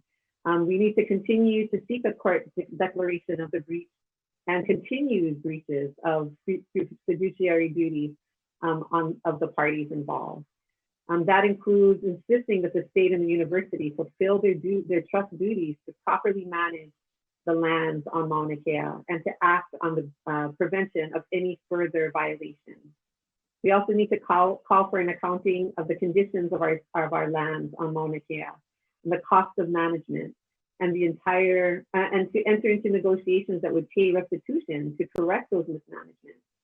Using those funds secured from the restitution along with OHA resources, we need to identify a better qualified entity to assume stewardship of Mauna Kea. Because the conflict on Mauna Kea has pitted families against families, neighbors against neighbors, friends against friends, consumers in our community against businesses in our community, and police officers against peaceful Kia'i. We can do better and we must do better. We owe that to future generations. Thank you. Mahalo nui, Cyd, for your mana'o. Up next, we have Pua. Our clock is reset. Pua, you have 2 minutes. Go ahead and unmute yourself, and the floor is yours. Thank you, Kaipo. The suit that happened in 2017, it's my understanding that It was based on issues of mismanagement, and that DLNR was not part, a party or part of the management. And what OHA wants out of the lawsuit, it's my understanding that they want co-management status, and they would like to terminate the current UH lease. So on those issues, yeah, definitely, I support that lawsuit. My question is, and dealing with land leases and such with DLNR, when do you ever have a leasee managing the lease? That's like having the fox be on top of the hen house, managing the hen house. It's just inappropriate. You can see the inappropriate of it, and when you have this mismanagement, it shouldn't be a surprise. So question 2, what do I think should happen moving forward? I think OHA should team up with DLNR, at least temporarily, because OHA is still fairly new to land management. And then as far as the UH, they should be a leasee, but the management should be between OHA and DLNR. And at some point, when OHA gains that capacity to manage totally and completely, then maybe DLNR should step out of the picture. But DLNR can be focusing on the lease aspects of it, and OHA can focus on the cultural and religious or faith aspects of it. Mahalo. Mahalo nui, Pua. Up next, we have Lanakila. Lanakila, you have 2 minutes on the clock. Go ahead and unmute yourself, and you may share your mana'o. Overall, yes, I do support this lawsuit brought up by OHA. Mahalo for that. But like much that is shared, I don't think it's quite covering everything. I just want to call out though that it was a great move to just call out the very plainly fact of the mismanagement of the mountain by the University of Hawaii and the state. DLNR, let's not deny that they have also been part of the neglect. Same goes for the lawsuit for Pohakuloa. What was proven was that DLNR didn't do their kuleana to keep them in check.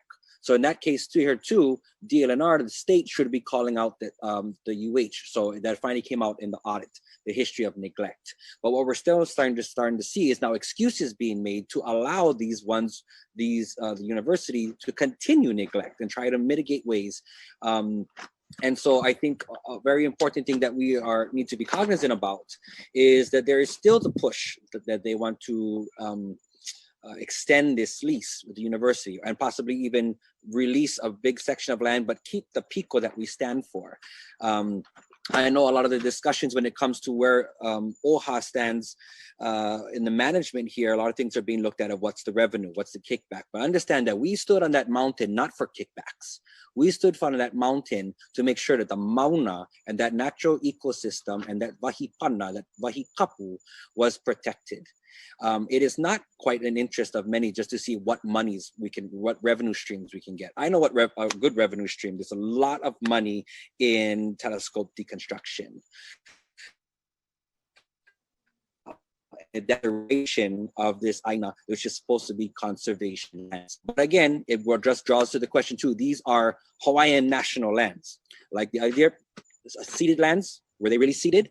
So I think it still drives to the main conversation that still has to be had of who really has the right to these lands. Mahalo nui. Up next, we have Uncle Louie. Uncle Louie, you have 2 minutes on the clock. Go ahead and unmute yourself. Thank you. Yes, I would support OHA's lawsuit. In fact, I was a former trustee when that happened. We had hired Leila Hong, who was a lead attorney, and fighting the lawsuit of $1 million. I wanted to set that out. And I think number 2, the Office of Hawaiian Affairs has to have a seat at the table. And this is where leadership comes in. We're going to have to deal with the total issue. You have Hawaiian homes who have 56,000 acres on the slopes of Mauna Kea. They're part of the whole mountain.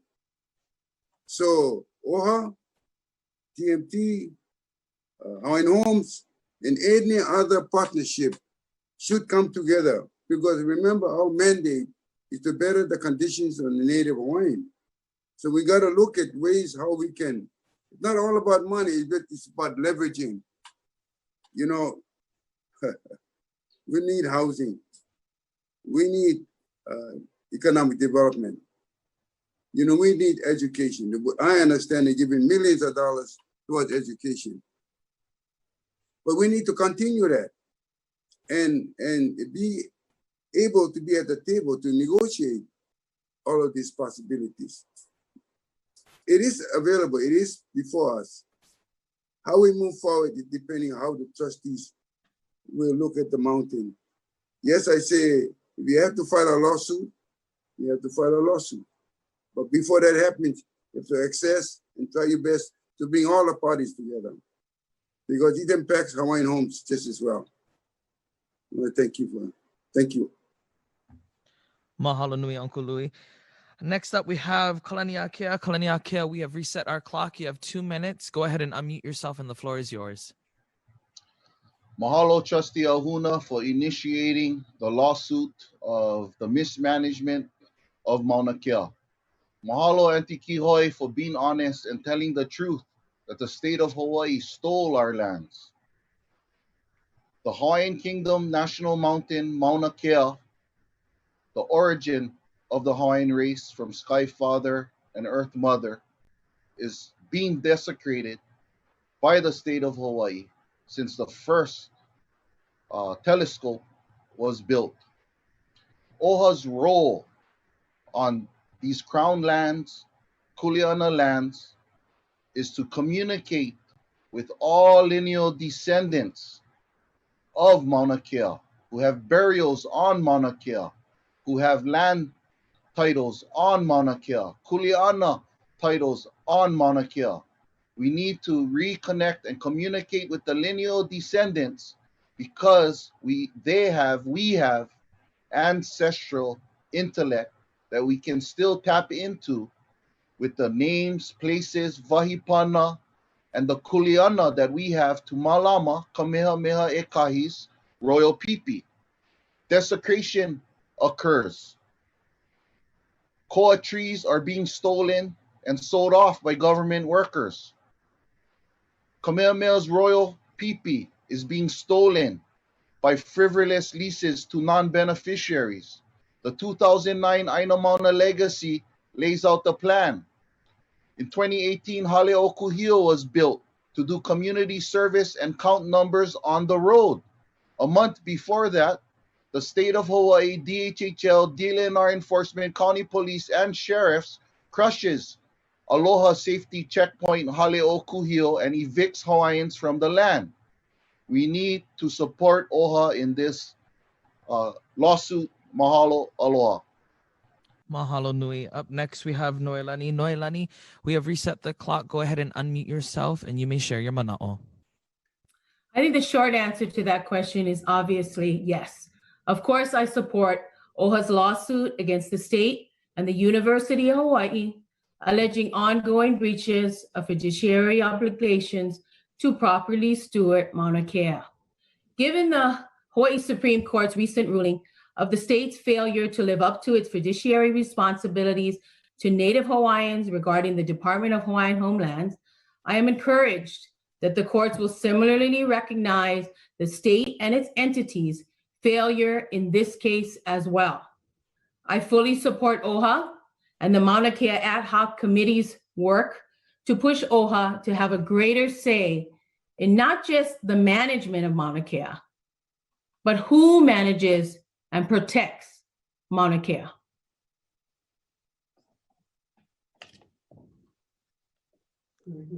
All right, mahalo nui. Closing out this round, we have Kauilani. Kauilani, go ahead and unmute yourself. You have 2 minutes on the clock. Mahalo. My answer is yes. I support what OHA has done already. I also agree with a lot of what was said previously. I'd like to add another issue, and that is the hypocrisy of the state. It is hypocritical of the state to use Hawaiian culture and practices to promote tourism, but ignore it when it comes to desecrating our sacred mountain. There are other ways to bring economic development to the state without trampling on our Hawaiian values.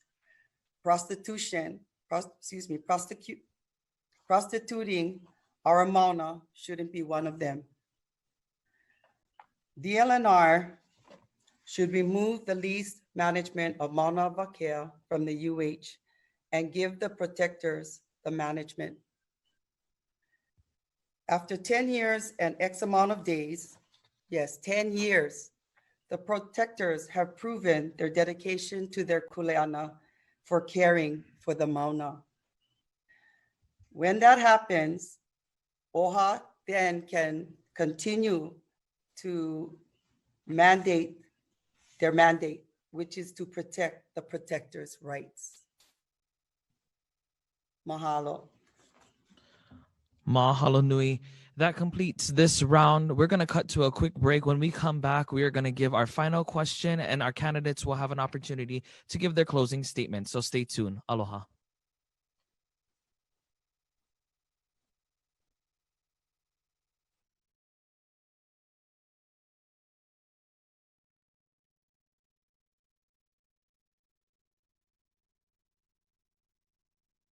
Sustainable food supply is essential.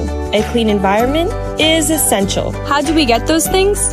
By voting Pono leaders into office who stand up for what's important. This year, Hawaii will shift to an all-mail-in voting process. Register to vote by July 9th at olvr.hawaii.gov to receive your ballot in the mail. Vote. It's essential.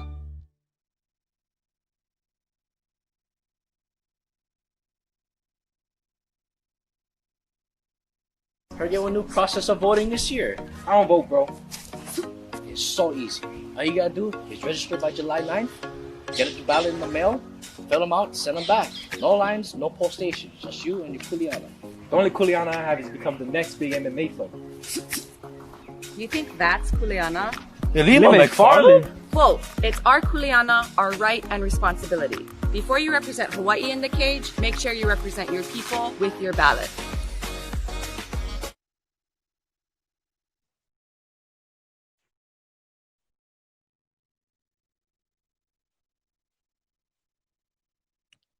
All right, mahalo. And if just a reminder, today was the deadline to sign up for the primary ballots. If you still would like to vote in the primary election, you can still do in-person voter registration. If you want to go to elections.hawaii.gov, they have the walk-up stations that you can go and visit if you want to participate in the primary elections but did not register to vote by today. If you still want to go to olvr.hawaii.gov, you can still register for a mail-in ballot for the general elections. All right, so we are going to our final question of this evening, and then we're going to move on to our closing statements. This is our final question. In recent years, closures to tourist traffic due to natural disasters and the COVID-19 pandemic has revealed Hawaii's economic overdependence on tourism and the negative impacts that tourism has on natural and cultural resources and the communities that rely upon them. How can OHA play a role in balancing the benefit of tourism and the negative impacts on natural and cultural resources and the communities who rely upon these resources? And starting us off on this round is Auntie Lei. So Auntie Lei, you have 2 minutes on the clock. Go ahead and unmute yourself and you may begin with us.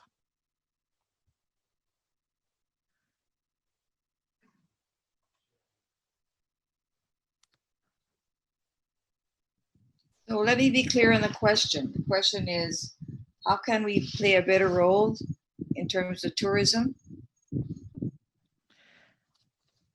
How can OHA play a role in balancing the benefits of tourism and the negative impacts on natural and cultural resources and the communities who rely upon those resources?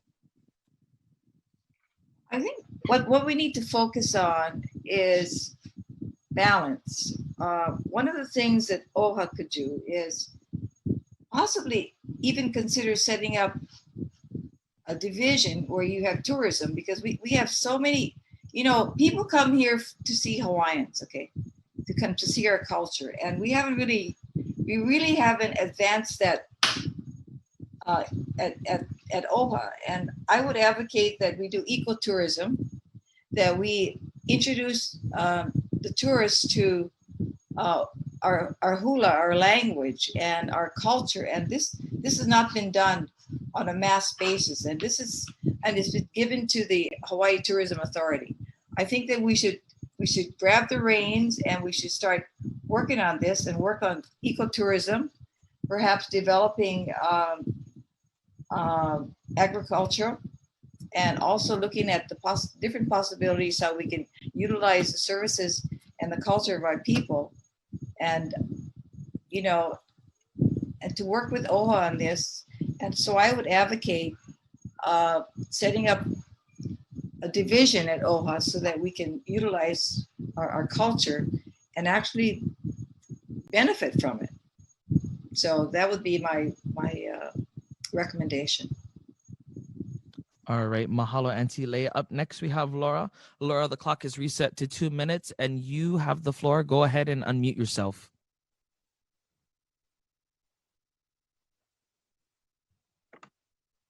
Okay. So tourists come to Hawaii not knowing the culture and our natural resources that we need to be self-sustaining and economically balanced. So we need to develop guidelines and rules for protecting the natural resources and culture, which is essential. Educating the tourists about these resources can help them to understand and respect the Aina and its people. Let's be real and let's see what's going on right now. We can't do this alone. We need the help of the state and OHA. And that's unfortunate, but that's reality. So, hey, we can make brochures, pamphlets, put them on the airplane, let them read that before they come in, like the COVID-19. There's requirements. Why don't we get them to do some requirements in educating themselves and understanding who and what is Hawaii? This is one of many solutions that we could come up with.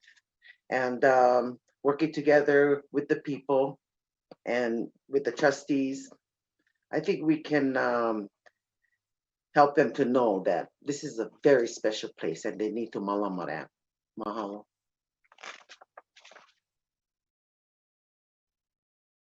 Mahalo nui, Laura. Up next, we have Cyd. Cyd, the clock is reset, and you have 2 minutes for your mana'o. Go ahead and unmute yourself. Mahalo. In 2017, Hawaii had, for the first time, seen 10 million visitors.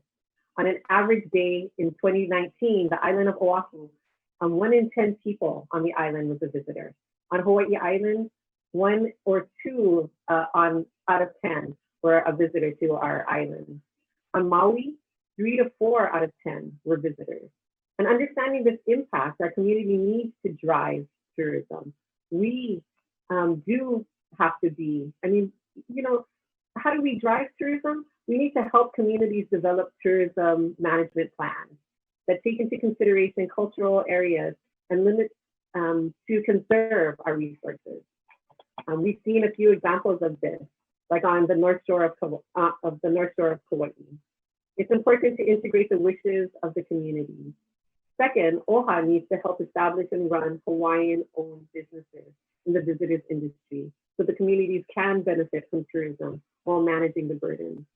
Hawaiian-owned businesses will have a greater sense of ownership to preserve our natural and cultural resources. We need to practice aloha aina to ensure preservation of our natural resources as well. Communities are no longer spectators to their futures.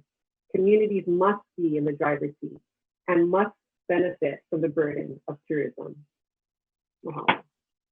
Mahalo nui, Cyd. Up next, we have Pua. Pua, go ahead and unmute yourself. 2 minutes is on the clock, and the floor is yours. Mahalo kaipo. COVID has opened our eyes to many things. One of them is our over dependency on tourism.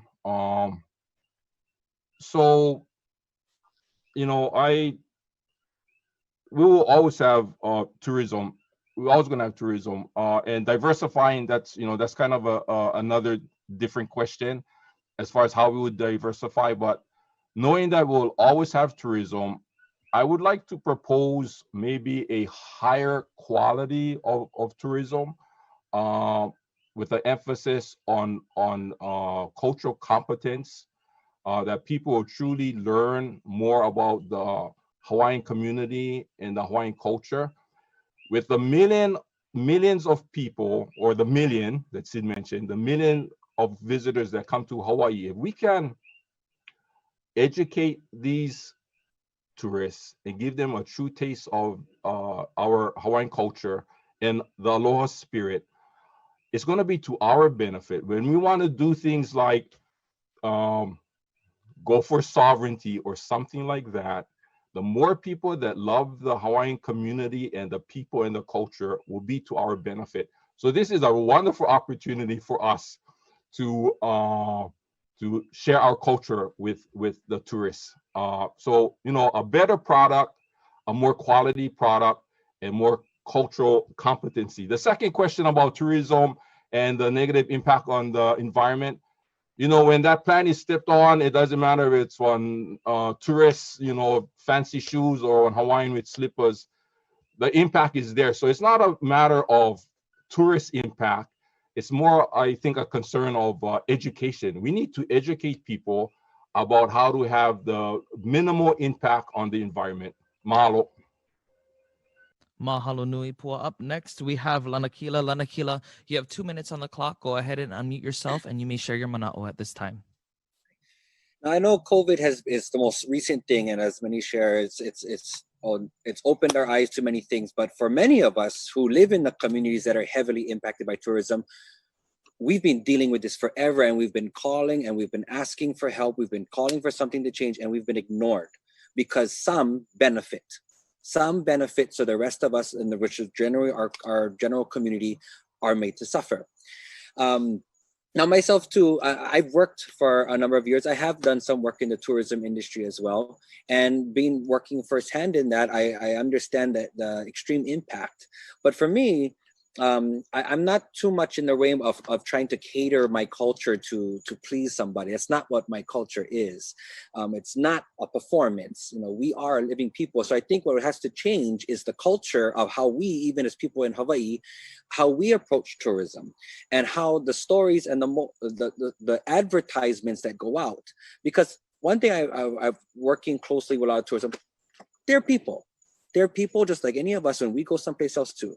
They are going to behave a lot of times according to what the advertisement says. So if the advertising of Hawaii is that we are everybody's pleasure playground, come here, they're going to come, and a lot of times they'll behave in that way. But we have to change the approach that this is our home. They are guests in my house. And we will, you know, ho'akipa. Yeah, we're going malama. However, there's rules in the house. And so I think the messaging and the branding of Hawaii, I see it starting to shift right now to let our visitors know that there is a living people here. This is a community. It's not just a playground. And in that approach, we have to make these industries work for Hawaii. Right now, it's all Hawaii work for the industry. Huli that baga. The monies need to come directly to our communities. And when that's a big thing, when you see most of the companies are not locally owned. Flip that. Mahalo nui, Lanakila. Up next, we have Uncle Louie. Uncle Louie, you have 2 minutes on the clock. Go ahead and unmute yourself, and you may share your mana'o at this time. You know, we're known as the healthiest state in the union. We should get healthy visitors. But the whole thing about this pandemic changes, or it's going to change our lifestyle. So we need to revamp and look at all of our resources that is available. Now, what the Hawaiian community is going to do, what the Department of Hawaiian Home says, 203,000 acres. 60% of the 2,003 acres is on the island of Hawaii. We got so much land there. Mauna Kea at 56,000 acres. Keoka, King's Landing, Kau. So what we need to do is to look at other venues, such as agriculture. You know, I noticed in Keoka, a lot of the Hawaiians are beginning to plant taro, plant in the backyard. I mean, they're doing vegetable gardens. In fact, I'm in Honolulu, and everybody's beginning to plant things to become self-sufficient. So we need this vision of changing the whole concept to diversify our economic base. So agriculture is needed. The cattle is going to the mainland, come back, and we buying the same cattle. Our dairy industry, of our hog and our poultry. What we need is our feed industry, something that can feed these animals. And there are goats on the mountain of Mauna Kea, over 10,000 acres. They tell me there's 15% protein in that goats. Can that be used to make feed? Maybe so. So tourism is going to continue. The Hawaii Tourism Authority now has about $90 million that they have the biggest budget in the state. Maybe we're going to have to look at that and look at how we're going to diversify our economy. As far as the tourism, well, we have laws. We have... Mahalo nui, Uncle Louie. Up next, we have Kalaniakea. Kalaniakea, you have 2 minutes on the clock. Go ahead and unmute yourself, and you may share your mana'o. The Office of Hawaiian Affairs needs to make Hawaiian affairs the priority. Therefore, OHA needs to resolve 127 years of injustice on Hawaiians immediately. We cannot make Hawaii better if we continue to build upon a foundation of illegal occupation, lies, deceptions, indoctrination, Americanization. Every single negative statistic that Hawaiians lead is because of this unresolved continuing attacks on the Hawaiian national origin for 127 years. We need to stop ignoring the origin of all of our problems. We need to face the abuser, the thief, the pimp who continues to steal from Hawaiians and attack Hawaiians and incarcerate Hawaiians at the same time, Kako. We cannot keep ignoring this. 1894, Sanford B. Dole, who's the founder of the state of Hawaii, committed treason and is continuing to be memorialized in the governor's office. You guys want to take down statues? How about Sanford B. Dole, who imprisoned Queen Liliuokalani? How can we ever move forward in a positive way without addressing this injustice? Furthermore, we need Hawaiians in the industries to lead those industries because they have the cultural and the business knowledge that can move us forward, like Keola Airport, Keola Hotel that will be coming up, hopefully. When Hawaiians lead the cultural integration with the new century business model, everyone will be successful. Because tourism started off with Sanford B. Dole on prostituting our natural resources and just take pictures for the tourists, that is the problem. The problem is how the foundation of tourism started. Mahalo, Vokalani. Aloha. Mahalo nui e Kalaniakea. Up next, we have Noelani. Noelani, you have 2 minutes on the clock. Go ahead and unmute yourself, and the floor is yours. As the hotel manager of the Sheraton Keauhou Bay Resort and Spa, the Mauna Kea Beach Hotel, the Hapuna Beach Hotel, and the Fairmont Orchid, I was brought in to ensure that the natural and cultural resources of these areas were preserved. As a Native Hawaiian and a key executive leading these efforts, I understand the importance of this to our Native Hawaiian community. I am uniquely positioned to oversee this on the Board of Trustees, as I was instrumental in setting up processes at these properties. I can help OHA find strategies to expand these examples statewide.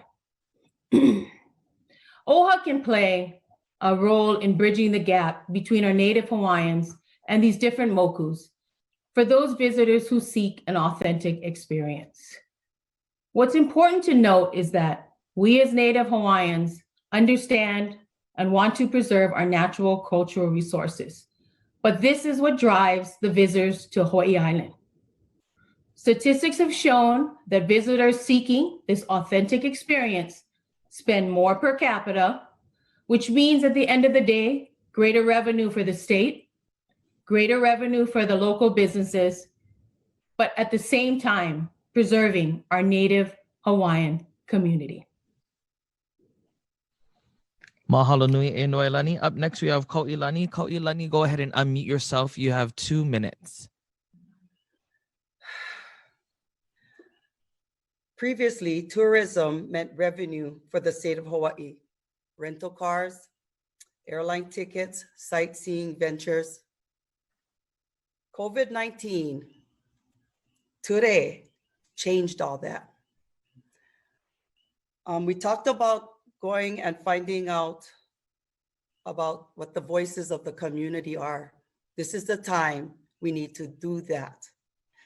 Because COVID-19 changed the lives of the people who live on Hawaiʻi Island. Tourism might not be the priority anymore because COVID-19 has no cure. Why would tourists continue to come to Hawaii when we, the Poʻe Kanaka, are advised by health officials to stay home? Is it just now about tourism is about filling the hotels, making rental cars rich? Because all of those monies is a really big revenue base for the state of Hawaii. I really feel that this answer to these questions should remain with the communities. Like Noelani said, it should be that the mokus get together. We should gather the people on each moku and look at these things that are happening because of COVID and come up with their own ideas of how they will deal with this pandemic and their lives. Mahalo. Mahalo nui, Kauilani. And closing us out on these rounds of questions, we have Keola. Keola, the clock is reset to 2 minutes. Go ahead and unmute yourself and the floor is yours. Mahalo. You know, before the COVID pandemic started, I had the opportunity to go to Kauai's North Shore and spend some time out there with community groups who were still in the process of recovering from the floods and hurricanes of 2018. And one thing I distinctly remember sitting in that hale at the end of the road with these representatives is the uncle introducing me to this concept of they wanted visitors to come to Kauai's North Shore with purpose. The roads were closed, resources were limited. It wasn't a free-for-all anymore. They were trying to reintroduce this idea of order and people coming to provide benefit to that community. That's a distinct difference from the idea of exploiting people. They were asking how to accomplish this goal. A couple months later, COVID started and the whole island chain's now been impacted. But that idea of tourism with purpose, people coming here to provide value to the people of these islands and the industry that has, you know, they're hardworking folks in our tourism industry. But the visitors here providing value and being responsible starts with working with organizations like the Hawaii Tourism Authority, Native Hawaiian Lodging and Hospitality Association, and others to increase the messaging for visitors come here. The airlines, what is the message that people are receiving to come here to act responsibly?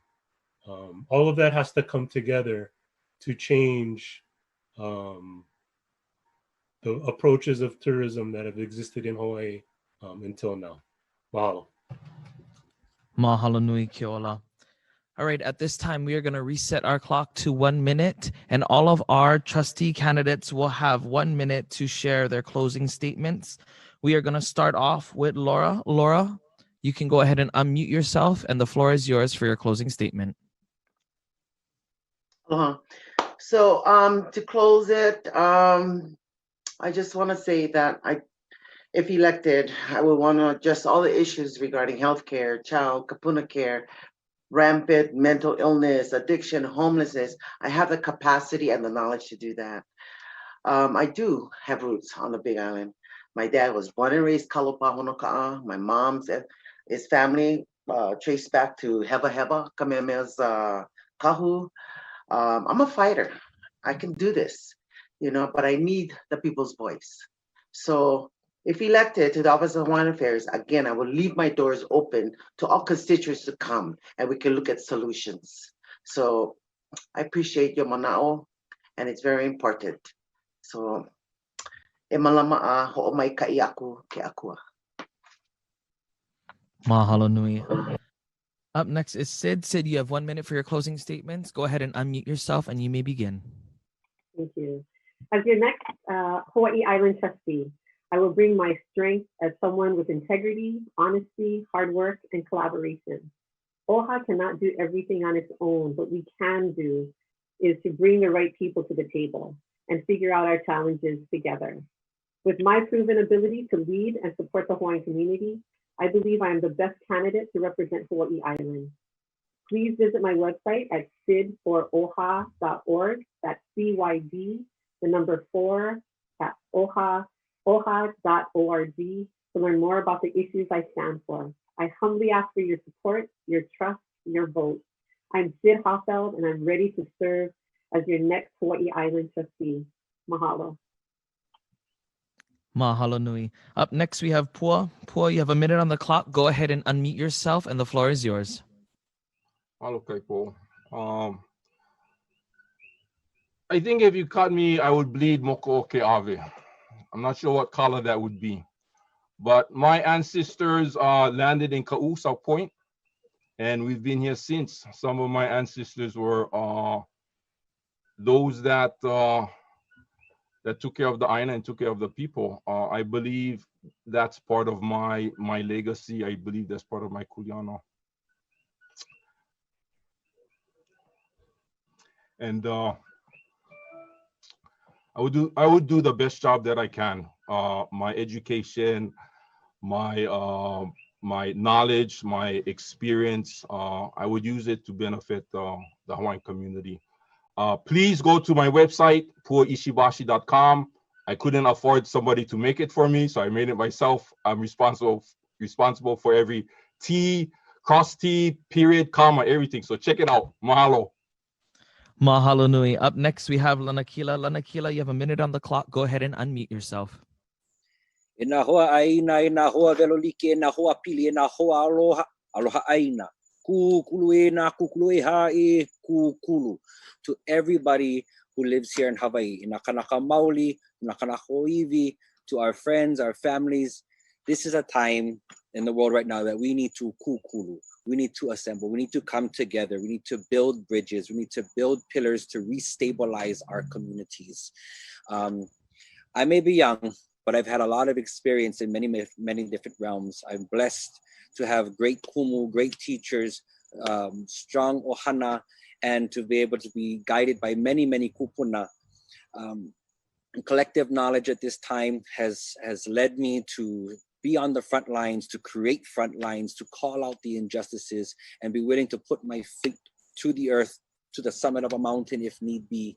But this is a time that we need to rise together. So please, you can look me up, Lanakila for OHA. I humbly ask for your vote. Aloha. Mahalo nui e Lanakila. Up next, we have Uncle Louie. Uncle Louie, you have a minute on the clock. Go ahead and unmute yourself. Mahalo OHA. My motto now is how now. Now is the time to settle a long, unsettled ceded land issue. That to me is number one. You know, since 1959, this is 60 years. Until now, we haven't had a clear inventory of our land and of our income. My understanding is about 3% we're getting. I think now is the time to establish partnerships, cooperation, coordination with different policy makers. Now's the time to unite all of our Native Hawaiians, because we got to unite. Now's the time to better the conditions of Native Hawaiians. And so, vote how now. Thank you. Mahalo nui, Uncle Louie. Up next, we have Kalaniakea. You have 1 minute for your closing statements. Go ahead and unmute yourself, and the floor is yours. Mai poina kākou. We are in a state of emergency since the abuse began in 1893. Every ailment Hawaiians suffer from stems from this injustice 127 years ago. I need to say mahalo to Uncle Louie, Kingdom State Champ, one of my many Hawaiian kupuna mentors. If you're not going to vote for me, you better vote for him. But if given the opportunity, based on my life experience and my fluency in Hawaiian language, Hawaiian protocol, Hawaiian kingdom law, and the Hawaiian Homes Commission Act, I promise to implement the Kupuna Aloha Justice in 3 program to resolve all injustices. Learn about my solutions on wilsonforoha.com. Mahalo ke akua, mahalo e nā kupuna, mahalo I ka aina, mahalo kākou a pau, e aloha e nā tupuna ai, nā e mau ke au gai nā I tapu ai. Aloha. Gee. Mahalo nui. Up next, we have Noelani. Noelani, you have a minute on the clock. Go ahead and unmute yourself, and the floor is yours for your closing statement. Aloha. With my extensive leadership experience in the local business community and abroad, I am the only candidate qualified to take the Native Hawaiian Trust to the billion-dollar level. The fact that OHA resources have not grown to this level show the lack of experience and the leadership needed to manage the trust. Not only am I the right person for the job, I'm the best person for the job. With my business and financial acumen, and as a Pu'ukapu homestead leasee, I understand our beneficiaries' perspective as it relates to OHA's strategic plan. It is time for new blood, new energy to get new results. Please don't forget that everyone can vote for OHA. Vote Cashman-Aiu for Hawaiʻi Island OHA Trustee. Mahalo. Mahalo nui. Up next, we have Kauilani. Kauilani, you have a minute to give your final statements. Go ahead and unmute yourself, and the floor is yours. Power is a public instrument used by the community. Every community will use their power to solve their own issues, and only they should decide what those are. I may not have all the answers, but my strength is in the ability to bring experts together, the tenacity not to give up, and the love for my people that fuels me. I know I can do this. I've done it before, and I would be honored if you would allow me to serve your communities as your OHA trustee for the island of Hawaii. Please go to my site, kauilaniforoha.org. Mahalo. Mahalo nui, Kauilani. Up next, we have Keola. Keola, you have a minute on the clock for your closing statements. Go ahead and unmute yourself, and the floor is yours. Mahalo to the organizers of this event for giving us the opportunity to come together and share our positions. Aloha to my fellow candidates. I wish you all the very best as we move forward in this journey towards August 8th. And I think working for OHA or any other Hawaiian organization is more than a job. It's more than an elected office. It's a spiritual mission. And we have to wake up each day and look at ourselves in the mirror and say, do I have it in us to fulfill this responsibility? And I've made that decision for the next 4 years that I am. I have the experience to do it. Voting is a privilege that we all have. I encourage you all out there to cast your vote, know the issues, and have your voice heard. Mahalo. Mahalo nui e Keola. And last, we have Auntie Lei. Auntie Lei, you have a minute for your closing statement. Go ahead and unmute yourself, and the floor is yours.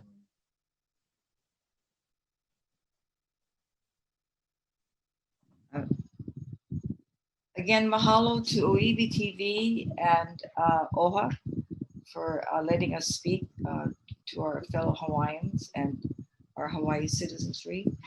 I'd like to say that in order to fulfill the mission of OHA, to provide for the betterment of Hawaiians, we need to restore the trust and the respectability of OHA. So this will be my primary goal on the outset as being your trustee for Hawaiʻi Island. I believe in transparency, accountability, and openness in government. And that would be my priority to restore respectability. I feel that I have the necessary skills to advocate for change. My work as a legislative attorney, ho'oponopono practitioner, mediator, and appeals lawyer provides me with the skills to work both internally and externally to make OHA a more viable entity. I hope that you will consider me as your trustee. I humbly ask for your support. Please go to leikihoi.com. Mahalo nui, Auntie Lei, and mahalo nui to all of our candidates who joined us here today for this forum. Please remember those names as you fill out your ballot. If you missed the deadline for your mail-in ballot, we want to remind you guys that you guys can still do walk-up voting.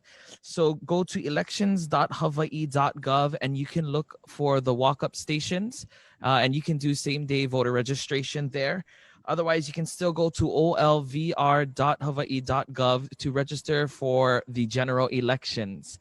Mahalo for all of the Hawaiʻi Island trustee candidates. Next week, we are going to be meeting on July 14th, 6 p.m. We're going to be having our guest, Mahealani Mika Hirao Solam. She is Miss Aloha Hula 2010. So please make sure that you tune in with us. On behalf of all of us here, all of our friends at ʻŌiwi TV and OHA, mahalo nui ya ʻoukou pākahia pau. Aloha. Aloha.